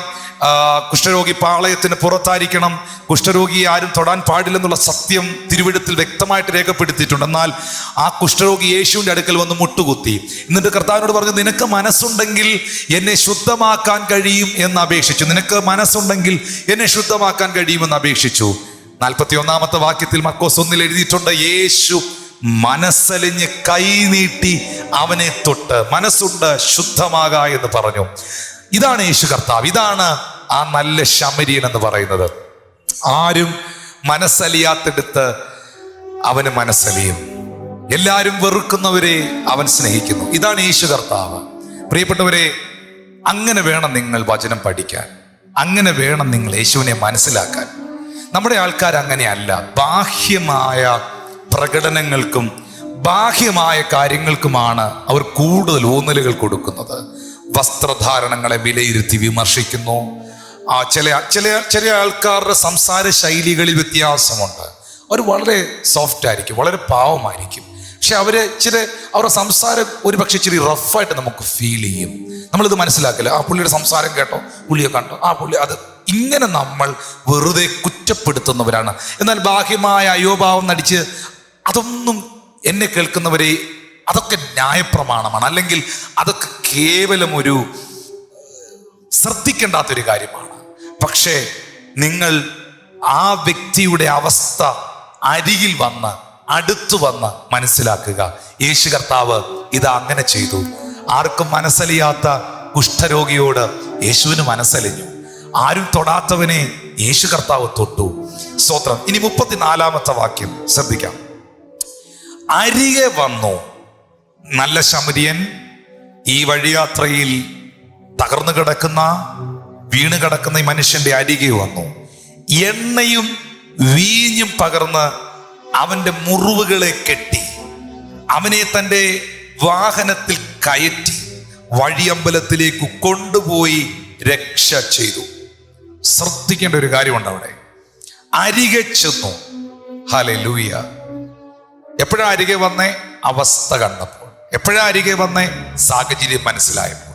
എപ്പോഴാ അരികെ വന്നേ? മനസ്സലിഞ്ഞപ്പോൾ. പ്രിയപ്പെട്ടവരെ, ഇന്ന് ഈ സന്ദേശം കേൾക്കുമ്പോൾ നമ്മൾ ആദ്യം പാടിയതുപോലെ, അരികിൽ വരുവാൻ കൃപകൾ തരുവാൻ ആരുമില്ലിതുപോൽ ഒരുവൻ, അരികിൽ വരുവാൻ കൃപകൾ തരുവാൻ ആരുമില്ലിതുപോൽ ഒരുവൻ. വചനം പറയുന്നു, അവൻ എണ്ണയും വീഞ്ഞും പകർന്നു. എന്താണ് ഈ എണ്ണയും വീഞ്ഞും? അതിനൊത്തിരി ആത്മീയ അർത്ഥങ്ങൾ പലരും കൊടുക്കുന്നത് ഞാൻ കണ്ടിട്ടുണ്ട്. എണ്ണ പരിശുദ്ധാത്മാവാണെന്നും വീഞ്ഞ് രക്ഷയാണെന്നും വിവിധ നിലകളിൽ. പക്ഷേ സാധാരണ നിലയിൽ ഞാൻ ഇതിനെക്കുറിച്ച് ഒരു പഠനം നടത്തുമ്പോൾ എനിക്ക് മനസ്സിലാക്കാൻ പറ്റിയൊരു കാര്യം, ഈ വീഞ്ഞെന്ന് പറയുന്നത് ഡിസിൻഫെക്റ്റ് ചെയ്യുന്ന ഒരു മെഡിസിനായിട്ട് അന്നത്തെ കാലത്ത് ഉപയോഗിച്ചിരുന്നു. എണ്ണ എന്ന് പറയുന്നത് സോഫ്റ്റ്നെസ് കൊടുക്കാൻ ഉള്ള ഒരു കാര്യമാണ്. ആ ഒലിവിൻ്റെ എണ്ണ പുരട്ടുമ്പോൾ കല്ലിച്ച് കിടക്കുന്നതൊക്കെ അതിനൊരു വ്യത്യാസമുണ്ടാകും. ആ മുറിവ് കല്ലിച്ച് കിടക്കുന്നത് ഈ ഡിസിൻഫെക്റ്റ് ചെയ്യും വീഞ്ഞ്, വൈൻ എന്ന് പറയുന്നത്. അപ്പം താൻ ആ എണ്ണയും വീഞ്ഞും എടുത്ത് അതിൻ്റെ വിലയൊന്നും നോക്കാതെ ആ മുറിവിലേക്ക് പകർന്നു കൊടുത്തു. ഇനി ഈ നല്ല ശമരിയക്കാരൻ യേശു പറയുന്ന മനുഷ്യൻ മുറിവ് കെട്ടിയെന്ന് എഴുതിയിട്ടില്ലേ? താൻ ഒരു വലിയ ബാൻഡേഡും ഒക്കെ ആയിട്ട് ഒരു ഡോക്ടറൊന്നും അല്ല അതുവഴി പോയത്. തൻ്റെ വസ്ത്രത്തിന്റെ ഷോളോ അല്ലെങ്കിൽ വസ്ത്രാഗ്രമോ, താൻ ധരിച്ചിരുന്ന വസ്ത്രമോ കീറി, അവന് വേണ്ടി ആ വസ്ത്രം കീറി അത് അവനെ ചുറ്റി. നിങ്ങൾ മനസ്സിലാക്കേണ്ട ഒരു കാര്യമുണ്ട്. ഇവിടെ ആ നല്ല ശമരിയൻ തന്നെ മറക്കുകയാണ്, എല്ലാം മറക്കുകയാണ്. സത്യമായിട്ടും ഇങ്ങനെ ആയിരിക്കണം നമ്മുടെ സ്നേഹവും നമ്മുടെ പ്രവൃത്തിയും. യേശു ഇങ്ങനെയാണ് നമുക്ക് വേണ്ടി ചെയ്തത്. കേവലം ഒരു പഠിപ്പിക്കൽ ഉപദേശം മാത്രമല്ല, യേശുവിൻ്റെ ലൈഫിൽ ഇതുണ്ടായിരുന്നു. അവനെ തന്നെ മറന്ന് അവനെ തന്നെ അവൻ യാഗമാക്കി, അവനെ തന്നെ അവൻ നമുക്ക് വേണ്ടി തന്നു. ദൂതന്മാരുടെ ആരാധനയിൽ ഇരുന്ന കർത്താവ് നമുക്ക് വേണ്ടി നിന്ന പാത്രമായില്ലേ? സാറാഫുകൾ ആരാധിച്ചുകൊണ്ടിരുന്ന, മുഴു സ്വർഗവും വാഴ്ത്തി വണങ്ങിക്കൊണ്ടിരുന്ന നമ്മുടെ കർത്താവായ യേശു ക്രിസ്തു ഈ താണഭൂമിയിലേക്ക് ഇറങ്ങി വന്ന് നമുക്ക് വേണ്ടി തകർക്കപ്പെട്ടില്ലേ പ്രിയപ്പെട്ടവരെ? എത്ര സത്യമാണ്! അവനെ രക്ഷിക്കുവാൻ തൻ്റെ വസ്ത്രം കീറി. ഹല്ലേലൂയ! എന്നിട്ട് വചനം പറയുന്നു, അവന്റെ വാഹനത്തിൽ കയറ്റി വഴിയമ്പലത്തിലേക്ക് കൊണ്ടുപോയി. ശ്രദ്ധിക്കേണ്ടതായ ഒരു സത്യം ഇവിടെ ഉള്ളത്, ഞാൻ ഈ വീഞ്ഞിനെയോ എണ്ണയോ പരിശുദ്ധാത്മാവിനോട് കൂടെ കമ്പയർ ചെയ്യുന്നെങ്കിൽ ഞാൻ അങ്ങനെ പഠിപ്പിക്കുന്നില്ല. അങ്ങനെ ചിന്തിച്ചാൽ ഇവിടെ ചിന്തിക്കാൻ പറ്റുന്ന ഒരു വലിയ സത്യമുണ്ട്. മുറിവിന്റെ ആഴം, മുറിവിന്റെ വലിപ്പം എത്രയാണോ, എത്ര ഊണ്ടുകൾ, മുറിവുകൾ ആ ശരീരത്തിലുണ്ടോ, അത്ര എണ്ണ വേണം, അത്രയും വീഞ്ഞുണ്ടെങ്കിലേ പറ്റുള്ളൂ. ക്വാണ്ടിറ്റി കൂടുതൽ വേണം. അപ്പൊ മനസ്സിലാക്കേണ്ട ഒരു കാര്യം, ജീവിതത്തിലെ വെളിപ്പെട്ട മുറിവുകളുടെ ആഴമനുസരിച്ചാണ്, വേദനയുടെ ആഴമനുസരിച്ചാണ് പകരപ്പെടുന്ന എണ്ണയുടെയും വീഞ്ഞിന്റെയും ക്വാണ്ടിറ്റി. കൂടുതൽ മുറിഞ്ഞവർ, കൂടുതൽ മുറിയപ്പെട്ടവർ, കൂടുതൽ കർത്താവിന് വേണ്ടി അപമാനം സഹിച്ചവർ, കൂടുതൽ പ്രതിസന്ധിയിലൂടെ കടന്നുപോയവർ, വലിയ ദൈവശക്തി ഏറ്റെടുത്തവരായും വലിയ പ്രാർത്ഥനാ മനുഷ്യരായും അഭിഷേകത്തിന്റെ അളവിൽ അവർക്ക് വർധനവുണ്ടായതായും ഞാൻ കണ്ടിട്ടുണ്ട്. അതുകൊണ്ട് മാത്രം അങ്ങനെയും കൂടെ ഒന്ന് ചിന്തിക്കുന്നതിൽ തെറ്റില്ല. പ്രിയപ്പെട്ടവരെ, അവൻ തന്റെ വസ്ത്രം കീറി അവന്റെ മുറിവുകളെ കെട്ടി, പ്രൈസ് ഗോഡ്, എണ്ണയും വീഞ്ഞും പകർന്ന്, എന്നിട്ട് അവിടെ കാണുന്നൊരു കാര്യം, തന്റെ വാഹനത്തിൽ കയറ്റി വഴിയമ്പലത്തിൽ കൊണ്ടുപോയി അവന് രക്ഷ ചെയ്തു. തന്റെ വാഹനത്തിൽ കയറ്റി. അപ്പോ അന്നത്തെ കാലത്തൊക്കെ ആൾക്കാര് യാത്ര ചെയ്യാൻ ഉപയോഗിക്കുന്ന വാഹന മൃഗം എന്ന് പറയുന്നത് കഴുതയാണ്. ആ കഴുതയുടെ പുറത്ത് അവനെ കയറ്റി. അപ്പോ നല്ല ശബരിയൻ എന്ത് ചെയ്തു? പുള്ളിക്കാരൻ നടന്നു. മറ്റവനെ കഴുതയുടെ പുറത്ത് അവൻ വെച്ചു. Praise God. തന്നെ താൻ നോക്കുന്നില്ല. അവൻ തന്നെ താൻ ഒഴിച്ച് വേഷത്തിൽ മനുഷ്യനായി വിളങ്ങി എന്നൊക്കെ പറയുന്ന വചനം ഇവിടെ നമുക്ക് കാണാം. യേശു ആ ശമര്യനെ കുറിച്ച് പറയുന്നു, അവൻ നടക്കുകയാണ്, തൻ്റെ വാഹന മൃഗത്തിൽ അവനെ കയറ്റി. അങ്ങനെ വേണം നമ്മൾ ചിന്തിക്കാൻ, അങ്ങനെ വേണം നമ്മൾ മനസ്സിലാക്കാൻ. എന്നിട്ട് അവിടെ വന്ന് ഈ എണ്ണയും വീഞ്ഞും പകർന്ന് മുറിവിനകത്ത് കെട്ടിയിട്ട്, എന്നാ ഞാൻ പോട്ടെ, ടാറ്റാ ബായ് എന്ന് പറഞ്ഞ് പോകുകയല്ല. താൻ രക്ഷിച്ച, താൻ കണ്ട, താൻ മനസ്സലിഞ്ഞ വ്യക്തിയെ തൻ്റെ കൂടെ കൊണ്ടുപോവുകയാണ്. ഈ സന്ദേശം കേൾക്കുന്ന നിങ്ങളോട്, ശ്രദ്ധിക്കുന്ന നിങ്ങളോട് കർത്താവ് അറിയിക്കുന്നു, അവൻ രക്ഷിച്ചതിനെ, അവൻ കണ്ടതിനെ ഒന്നിനെയും അവൻ വഴിയിറമ്പിൽ ഇട്ടിട്ട് പോകത്തില്ല. അവൻ രക്ഷിച്ചതിനെ, അവൻ കണ്ടതിനെ, യേശു വിടുവിച്ചതിനെ ഒന്നിനെയും അവൻ വഴിയിലിട്ടിട്ട് പോകത്തില്ല. യേശു രക്ഷിച്ചതിനെ, യേശു വിടുവിച്ചതിനെ, അവൻ കണ്ടതിനെ അവൻ കൂടെ കൊണ്ടുപോകും. അവൻ സംരക്ഷിക്കും, അവൻ സഹായിക്കും, അവൻ ശക്തീകരിക്കും. അവന്റെ നീതിയുള്ള വലങ്കരം അവനെ താങ്ങിയിരിക്കും. കർത്താവ് നിങ്ങളെ രക്ഷിച്ച ഒരു വ്യക്തിയാണോ? പാപത്തിൽ പിടിക്കപ്പെട്ട്, രോഗത്താൽ പിടിക്കപ്പെട്ട്, സത്യമെന്തെന്നറിയാൻ കഴിയാതെ ലോകത്തിന്റെ വഴികളിൽ യാത്ര ചെയ്ത് തകർന്ന് തരിപ്പണമായി ജീവിതത്തിന്റെ ഏതെങ്കിലും വഴിത്താരകളിൽ കിടന്ന ഒരു വ്യക്തിയാണ് നിങ്ങളെങ്കിൽ, അവിടെ വന്ന് നിങ്ങൾ തകർന്ന് കിടന്ന ആ സ്പോട്ടിൽ വന്ന്, നിങ്ങൾ തകർന്ന ആ സ്പോട്ടിൽ വന്ന് അവിടെ നിന്ന് കർത്താവ് നിങ്ങളെ രക്ഷിച്ച് കൈപിടിച്ച് ഉയർത്തിയെങ്കിൽ വീണ്ടും നിങ്ങളെ ആ വഴിയറമ്പിൽ അവൻ ഇട്ടിട്ട് പോകുന്നവനല്ല. കർത്താവ് രക്ഷിച്ചവരെ അവൻ സംരക്ഷിക്കുന്നു. വാ തുറന്ന് പറയാമോ? യേശു രക്ഷിച്ചവരെ യേശു സംരക്ഷിക്കുന്നു. യേശു നിങ്ങളെ രക്ഷിച്ചിട്ടുണ്ടെങ്കിൽ, നിങ്ങൾ രക്ഷിക്കപ്പെട്ട വ്യക്തിയെങ്കിൽ, ഉറപ്പായി പറയുന്നു, അവൻ നിങ്ങളെ സംരക്ഷിക്കുന്നതയുമാണ്. തന്റെ വാഹനത്തിൽ കയറ്റി വഴിയമ്പലത്തിൽ കൊണ്ടുപോകുന്നു. എന്താണ് ഈ വഴിയമ്പലം? സഭയോടുള്ള ബന്ധത്തിൽ അതിനെ കമ്പയർ ചെയ്യുന്ന മെസ്സേജുകൾ ഞാൻ കേട്ടിട്ടുണ്ട്. വഴിയമ്പലം ചർച്ചാണ്, ചർച്ചിനെയാണ് ഉദ്ദേശിക്കുന്നതെന്നൊക്കെ. പക്ഷേ അങ്ങനെ പറയാൻ ഞാൻ ഇഷ്ടപ്പെടുന്നില്ല. പക്ഷെ ഒരു കാര്യം ഞാൻ പറയട്ടെ, വഴിയമ്പലം എന്ന് പറയുന്നത് ഇപ്പോൾ ഈ മുറിവേറ്റ മനുഷ്യനെ സംബന്ധിച്ചിടത്തോളം ഒരു സുരക്ഷിത സ്ഥാനമാണ്. ഒറ്റ വാക്കിൽ പറഞ്ഞാൽ, യേശു കർത്താവ് അവനെ രക്ഷിച്ച് മനസ്സലിഞ്ഞ് വിടുവിച്ച് എണ്ണയും വീഞ്ഞും പകർന്ന് തൻ്റെ വസ്ത്രം കീറി അവൻ്റെ മുറിവുകളെ കെട്ടി. ഒത്തിരി വാക്യങ്ങൾ എൻ്റെ ഉള്ളത്തിലേക്ക് ബൈബിൾ സംഭവങ്ങൾ വരികയാണ്. യേശു കർത്താവ് തൻ്റെ ദേഹമെന്ന തിരശീല നമുക്ക് വേണ്ടി രണ്ടായി ചിന്തി നമ്മെ രക്ഷിക്കുവാൻ, ജീവനുള്ള പുതുവഴി തുറക്കുവാൻ. ഞാൻ അവിടേക്ക് പോകുന്നില്ല. ഒരു സുരക്ഷിത സ്ഥാനത്തേക്ക് യേശു അവനെ ആക്കി വെച്ചു, അവനെ കൊണ്ടുപോയി. എപ്പോഴും ഓർക്കുക പ്രിയപ്പെട്ടവരെ, കർത്താവ് രക്ഷിച്ചവരെ, കർത്താവ് വിടിവിച്ചവരെ, കർത്താവ് സ്നേഹിക്കുന്നവരെ അവൻ സംരക്ഷിക്കുന്നു. അവരെ അവൻ ഒരു സുരക്ഷിത സ്ഥാനത്ത് ആക്കുവാൻ ഇഷ്ടപ്പെടുന്നു. അതാണ് 35-ാം വാക്യം. പിറ്റേന്നാൾ അവൻ പുറപ്പെടുമ്പോൾ 2 വെള്ളിക്കാശ് എടുത്ത് വഴിയമ്പലക്കാരന് കൊടുത്തു. ഇവനെ രക്ഷ ചെയ്യണം, അധികം വല്ലതും ചിലവിട്ടാൽ ഞാൻ മടങ്ങി വരുമ്പോൾ തന്നുകൊള്ളാമെന്ന് പറഞ്ഞു. അപ്പോ പിറ്റേ ദിവസം, നെക്സ്റ്റ് ഡേ, ഈ നല്ല ശമരിയൻ അവിടുന്ന് പുറപ്പെടുമ്പോൾ, അപ്പൊ അന്നേ ദിവസം ആ രാത്രിയിൽ ഇവനോടുകൂടെ ഈ വഴിയമ്പലക്കാരന്റെ വഴിയമ്പലത്തിൽ ഈ നല്ല ശമരിയനും എന്ത് ചെയ്തു? സ്റ്റേ ചെയ്തു. ഒരു രോഗിയുടെ കൂടെ, ഒരു പേഷ്യന്റിന്റെ കൂടെ ഒരു ബൈസ്റ്റാൻഡർ നിൽക്കുന്നത് പോലെ ഈ നല്ല ശമരിയൻ ഒരു രാത്രിയിൽ അവന്റെ കൂടെ ചെലവഴിച്ചു. എന്റെ പൊന്നു ന്യായശാസ്ത്രിയെ, നീയും ഇതുപോലെ ആകണം എന്നാ ഈ പറഞ്ഞു വരുന്നേ.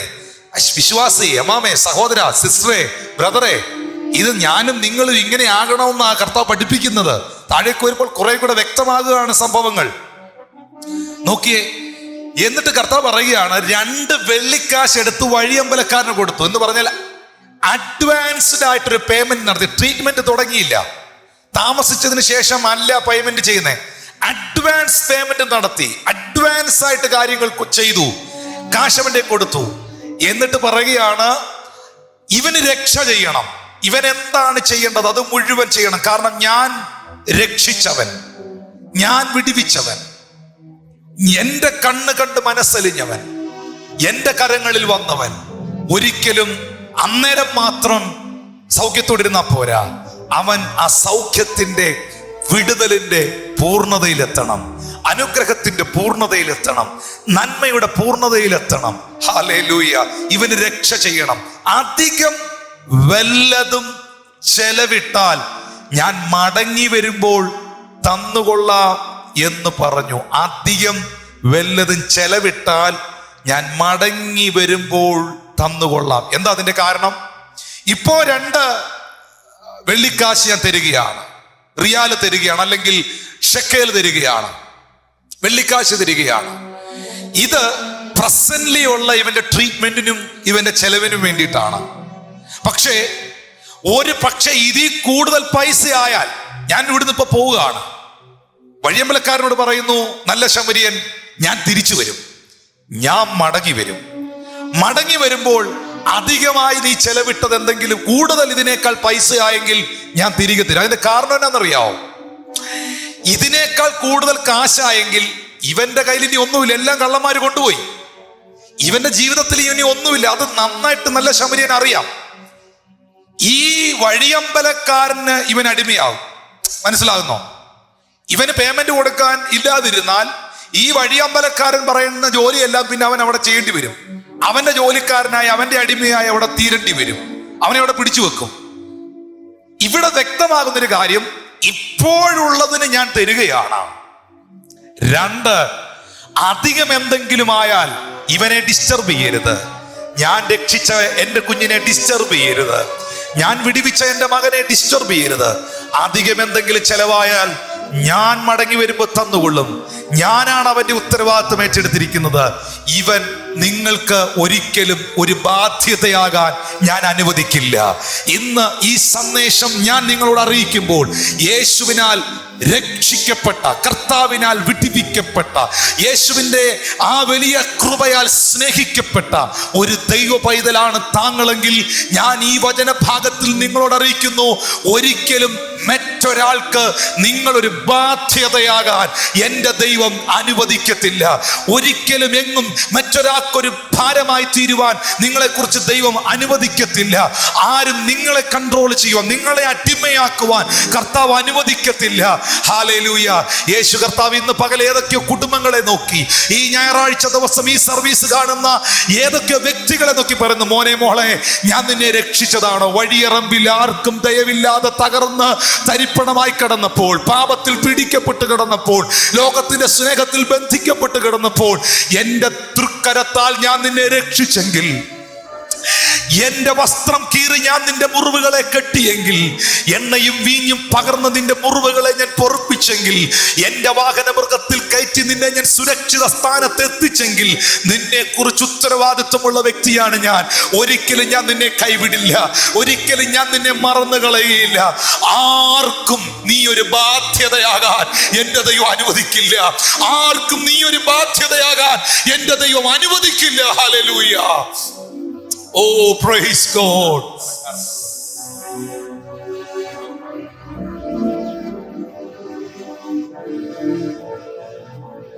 നമ്മൾ സാധാരണ നിലകളിൽ പാടാറുണ്ട്, നമ്മൾ സാധാരണ നിലകളിൽ പലപ്പോഴും പറയാറുണ്ട്, അവൻ ആർക്കും കടക്കാരനല്ല, അവൻ ആർക്കും ബാധ്യതയല്ലെന്ന്. എത്ര സത്യമാണ് പ്രിയപ്പെട്ടവരെ.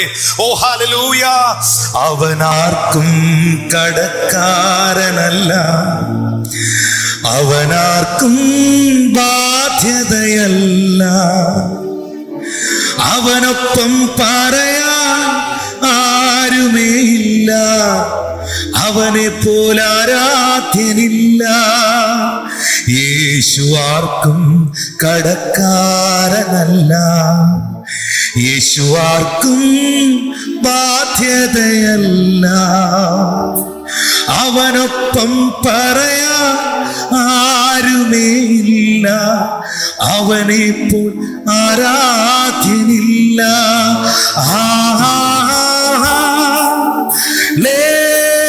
ഹല്ലേലൂയ, ഹല്ലേലൂയ,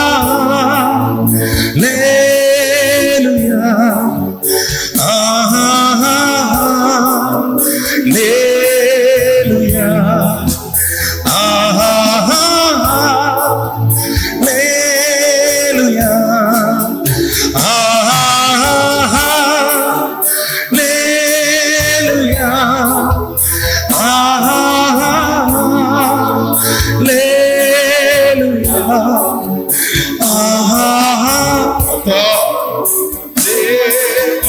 ഞങ്ങളെ ആർക്കും ഒരു ബാധ്യതയാകാം, ഞങ്ങൾക്ക് വേണ്ടി സകലതും അഡ്വാൻസ് ചെയ്യുന്ന കർത്താവിന് നന്ദി, മാനിക്കുന്ന കർത്താവിന് നന്ദി, ഞങ്ങളെ രക്ഷിച്ച കരത്തിന് നന്ദി, ഞങ്ങളെ വിടുവിച്ച കരത്തിന് നന്ദി. മതവും മതസംഹിതകളും മതപുരോഹിതന്മാരും വഴിമാറി കടന്നു പോയപ്പോൾ അരികിൽ വന്ന കർത്താവേ, കൃപകൾ തന്ന കർത്താവേ, സ്നേഹിച്ച യേശുവേ, നന്ദിയപ്പാ. ആമേൻ. പ്രിയപ്പെട്ട സഹോദരങ്ങളെ, യേശു ആർക്കും കടക്കാരനല്ല, യേശു ആർക്കും ബാധ്യതയല്ല, അവനൊപ്പം പറയാൻ ആരുമേയില്ല, അവനെ പോ ആരാധ്യനില്ല. അധികം വല്ലതും ചെലവിട്ടാൽ ഞാൻ മടങ്ങി വരുമ്പോൾ തന്നുകൊള്ളാം. കർത്താവിന് വേണ്ടി എന്തെങ്കിലും ചിലവിട്ടവർ എന്നെ കേൾക്കുന്നുണ്ടോ? ദൈവത്തിന്റെ രാജ്യത്തിന് വേണ്ടി എന്തെങ്കിലും ചെയ്തവർ എന്നെ കേൾക്കുന്നുണ്ടോ? നിങ്ങളോട് എല്ലാവരോടും ഈ നല്ല ശമര്യൻ ഇന്ന് പകൽ വാഗ്ദാനം ചെയ്യുന്നു, നീ ചിലവിട്ടതെല്ലാം അവൻ മടങ്ങി വരുമ്പോൾ നിനക്കുറപ്പായും തിരികെ തരും. നിങ്ങളുടെ പ്രവർത്തികൾക്കും പ്രയത്നങ്ങൾക്കും അധ്വാനത്തിനും സ്നേഹത്തിനും തക്ക പ്രതിഫലം അന്നാളിൽ നിങ്ങൾ പ്രാപിക്കും. എന്നാൽ മറുഭാഗത്ത് മറ്റൊരു ചിന്ത കർത്താവിടെ പറയുന്നു, ഞാൻ ആ വഴിയമ്പലക്കാരന് അഡ്വാൻസ് ചെയ്തിട്ട് അധികം എന്തെങ്കിലും ആയാൽ ഞാൻ വരുമ്പം തന്നുകൊള്ളാമെന്ന് പറഞ്ഞതിന്റെ കാരണം ഇവനെ ഒരിക്കലും ബുദ്ധിമുട്ടിക്കരുത്, പിന്നത്തേതിൽ ഇവനെ അടിമയാക്കി മാറ്റരുത്, ഇവൻ ഒരിക്കലും നിനക്കൊരു ബാധ്യതയായി തീരില്ല, ഞാനുള്ളിടത്തോളം എന്നുള്ള സത്യം യേശു അവിടെ വ്യക്തമാക്കുന്നു സഹോദരങ്ങളെ. ഹല്ലേലൂയ. ഇത് പറഞ്ഞിട്ട് കർത്താവായ യേശു ക്രിസ്തു 36-ാമത്തെ വാക്യത്തിൽ കള്ളന്മാരുടെ കയ്യിൽ അകപ്പെട്ടവന് ഈ മൂവരിൽ ഏവൻ കൂട്ടുകാരനായി തീർന്നു എന്ന് നിനക്ക് തോന്നുന്നു. വാസ്തവത്തിൽ ഈ ഒരു 36-ാം വാക്യത്തിന് വേണ്ടിയിട്ടാണ് ശരിക്കും പറഞ്ഞാൽ 30 മുതലുള്ള വാക്യങ്ങളിൽ യേശു പറഞ്ഞത്, അല്ലെങ്കിൽ 26 മുതലുള്ള വാക്യങ്ങളിൽ നടന്ന മുഴുവൻ കോൺവെർസേഷനും ഇതിനു വേണ്ടിയായിരുന്നു. കള്ളന്മാരുടെ കയ്യിൽ അകപ്പെട്ടവന് ഈ മൂവരിൽ ഏവൻ കൂട്ടുകാരനായി തീർന്നെന്ന് നിനക്ക് തോന്നുന്നു. 37-ാം വാക്യത്തിൽ ന്യായശാസ്ത്രിയുടെ മറുപടി, അവനോട് കരുണ കാണിച്ചവനെന്ന് അവൻ പറഞ്ഞു. യേശു അവനോട്, നീയും പോയി അങ്ങനെ തന്നെ ചെയ്യുക എന്ന് പറഞ്ഞു. ഹല്ലേലൂയ. വാക്കിൽ കുടുക്കുവാൻ വന്ന ന്യായശാസ്ത്രി, പരീക്ഷിക്കുവാൻ വന്ന ന്യായശാസ്ത്രി, നിത്യജീവനെ അവകാശമാക്കുവാൻ ഞാൻ എന്തു ചെയ്യണമെന്ന് പരീക്ഷിച്ച് ചോദിച്ചവനോട് യേശു കർത്താവ് പറഞ്ഞ ഉപമ ചരിത്രമായിരുന്നു ഇന്നത്തെ സന്ദേശം. യഥാർത്ഥ സ്നേഹിതൻ ആരാണ്? നീയും അങ്ങനെ തന്നെ ചെയ്യുക. പ്രിയപ്പെട്ടവരെ, നാം ഒരു മതത്തിന്റെ ഭാഗമായി തീരാതെ, മതസംവിധാനങ്ങളുടെയും മതസംഹിതകളുടെയും ഭാഗമായി തീരാതെ നാം ഒരു മനുഷ്യനായിരിക്കുക, സ്നേഹമുള്ള ഒരു വ്യക്തിയായിരിക്കുക, സാമൂഹിക പ്രതിബദ്ധതയുള്ള വ്യക്തിയായിരിക്കുക, മനസ്സലിവുള്ള വ്യക്തിയായിരിക്കുക. വിമർശകന്മാരുടെ കൂടെ വിമർശിക്കാനും പരിഹാസികളുടെ കൂടെ കൂടി പരിഹസിക്കാനും പുച്ഛിക്കുന്നവരുടെ കൂടെ പുച്ഛിക്കുവാനും മാത്രം നടക്കാതെ അതിനകത്ത് ഒഴിഞ്ഞു മാറിയിരുന്നു കൊണ്ട് മനസ്സിലാക്കുവാൻ, മറ്റുള്ളവരുടെ വേദനകളെ മനസ്സിലാക്കുവാൻ, മറ്റുള്ളവരുടെ അവസ്ഥകളെ മനസ്സിലാക്കുവാൻ, മറ്റുള്ളവരുടെ ഹൃദയത്തെ മനസ്സിലാക്കുവാൻ കഴിയുന്ന ഒരു നല്ല ശമര്യന്റെ മനോഭാവം നിനക്കുണ്ടെങ്കിൽ യേശു പറയുന്നു, നിനക്ക് നിത്യജീവൻ ഉണ്ടാകും. ഇല്ലെങ്കിൽ നോ, നിനക്ക് അവിടെ എത്താൻ കഴിയുകയില്ല. കാരണം ന്യായപ്രമാണത്തിന്റെ പ്രവൃത്തികൾ കൊണ്ട് ആരും നീതീകരിക്കപ്പെടുന്നില്ല. ഇവിടെ സംഭവിച്ചത് എന്നാണെന്നറിയാമോ? സ്വയനീതിയും മതഭക്തിയും നിന്നെ രക്ഷിക്കുകയില്ലെന്നുള്ള സന്ദേശം യേശു കർത്താവ് ഇവന് കൊടുത്തു. പിന്നെ എന്നാ രക്ഷിക്കുന്നേ? എൻ്റെ കൃപയും എൻ്റെ മനസ്സലിവും, അത് മാത്രമേ നിന്നെ രക്ഷിക്കുള്ളൂ. നമ്മൾ നമ്മുടെ പ്രവൃത്തികളിൽ പുകഴാതെ, നമ്മുടെ പ്രവൃത്തികളിൽ പ്രശംസിക്കാതെ, ആരെയും വിലക്കുറച്ച് കാണാതെ, മറ്റുള്ളവരെ തരം താഴ്ത്താതെ, നമ്മളെ തന്നെ ശോധന ചെയ്തുകൊണ്ട് കർത്താവിൻ്റെ മുൻപാകെ നിൽക്കുവാൻ നമുക്ക് കഴിയട്ടെ. എൻ്റെ പ്രിയ സഹോദരങ്ങളെ, ചോദ്യത്തിനുത്തരം പറയാതെ മറുചോദ്യം യേശു കർത്താവ് ന്യായശാസ്ത്രിയോട് ചോദിച്ചതുപോലെ കർത്താവ് നമ്മളോട് ചോദിക്കുന്ന ചില ചോദ്യങ്ങൾക്ക് ഒരു പക്ഷേ നമുക്ക് ഉത്തരമുണ്ടായെന്ന് വരില്ല. അകൃത്യങ്ങളെ ഓർത്താൽ ആർ അവന്റെ മുമ്പിൽ നിൽക്കും?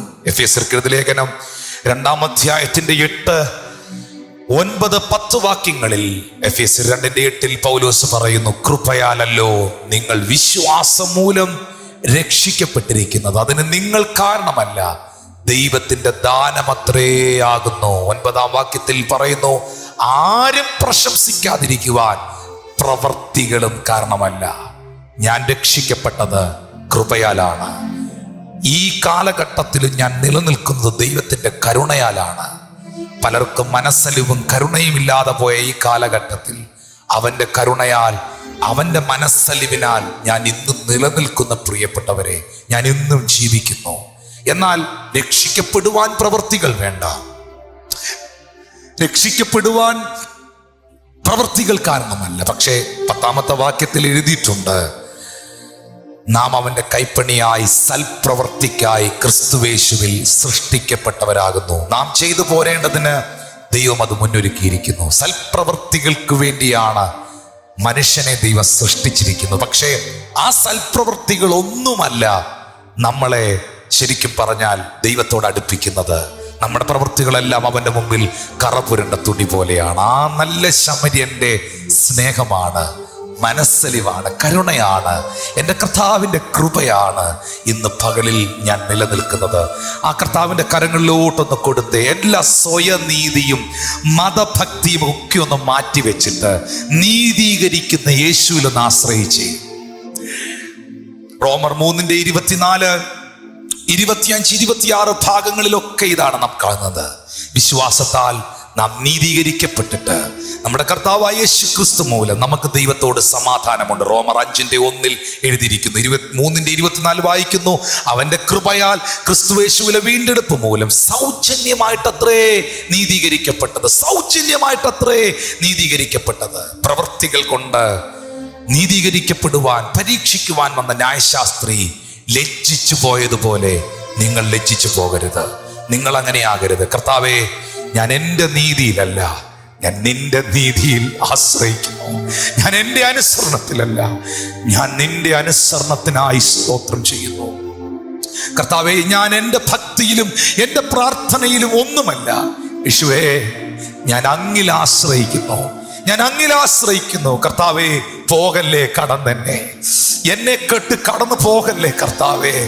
ആ ശമരിയക്കാരനെ പോലെ മനസ്സലിഞ്ഞ് അരികിൽ വന്നതുപോലെ ഇന്ന് എന്നെ ഒന്ന് സ്പർശിക്കണേ കർത്താവേ. ഞാൻ അങ്ങിൽ വിശ്വസിക്കുന്ന കർത്താവേ, എന്നെ പൂർണ്ണമായും അവിടുത്തെ കരങ്ങളിലേക്ക് തരുന്ന കർത്താവേ. യേശുവിനോടൊന്ന് പറഞ്ഞ് പ്രിയപ്പെട്ടവരെ, നമ്മുടെ ഭക്തിയും നമ്മുടെ ഏതാണ്ട് വലിയ മതഭക്തിയും പാരമ്പര്യങ്ങളും ഒക്കെ ഒന്ന് മാറ്റിവെച്ച്, നമ്മൾ ഏതാണ്ടാണെന്നൊക്കെ ചിന്തിക്കുന്നതെല്ലാം ഒന്ന് മാറ്റിവെച്ച് ദൈവത്തിന്റെ മുമ്പിൽ ഒന്ന് താഴ്ന്നേ ഹൃദയപരമാർത്ഥതയോടെ വളരെ ഹമ്പിളായിട്ടൊന്ന് ഏൽപ്പിച്ചു കൊടുത്തേ കർത്താവിന്റെ കരങ്ങളിലോട്ട്. ഓ ഹല്ലേലൂയാ. പോകല്ലേ കടന്നേ നീ പ്രിയ യേശുവേ,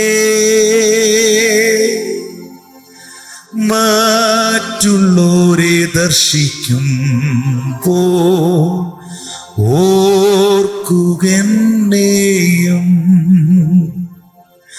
പോകല്ലേ കടന്നേ നീ പ്രിയ യേശുവേ, മറ്റുള്ളോരെ ദർശിക്കുമ്പോ ഓർക്കുകെന്നെയും. യേശു നാഥ എന്നപേക്ഷകേ, മറ്റുള്ളോരെ ദർശിക്കുമ്പോ ഓർക്കുകെന്നെയും. മറ്റുള്ളോരെ ദർശിക്കുമ്പോ ഓർക്കുകെന്നെയും. യേശുവേ, ഞാൻ അങ്ങിൽ വിശ്വസിക്കുന്നു. എൻ്റെ ജീവിതത്തെ, എൻ്റെ ഹൃദയത്തെ, എൻ്റെ ആത്മാവിനെ ഞാൻ അവിടുത്തെ കരങ്ങളിലേക്ക് സമർപ്പിക്കുന്നു.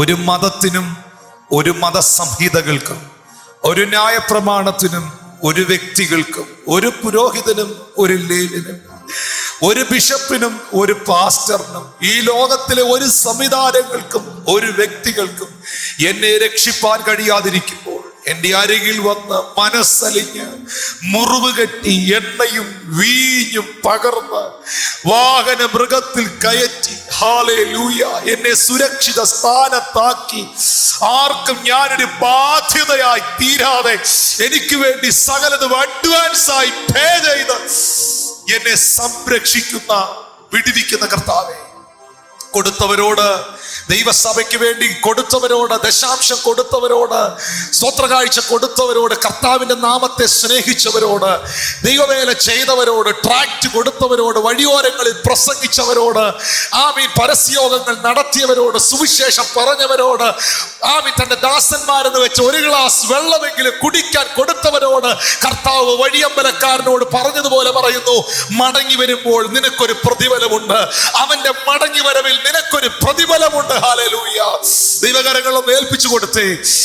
ശരണം എൻ കർത്താവേ, വാഴ്ത്തപ്പെട്ട കുഞ്ഞാടേ, താഴ്മയാ കുമ്പിടുന്നു രക്ഷിക്കാം എന്നെ ഇപ്പോൾ. ഞാൻ വരുന്നു ക്രൂശിങ്കൽ, സാധു ക്ഷീണൻ കുരുടൻ, സർവവും എനിക്കെച്ചിൽ പൂർണ്ണരക്ഷ കാണും ഞാൻ.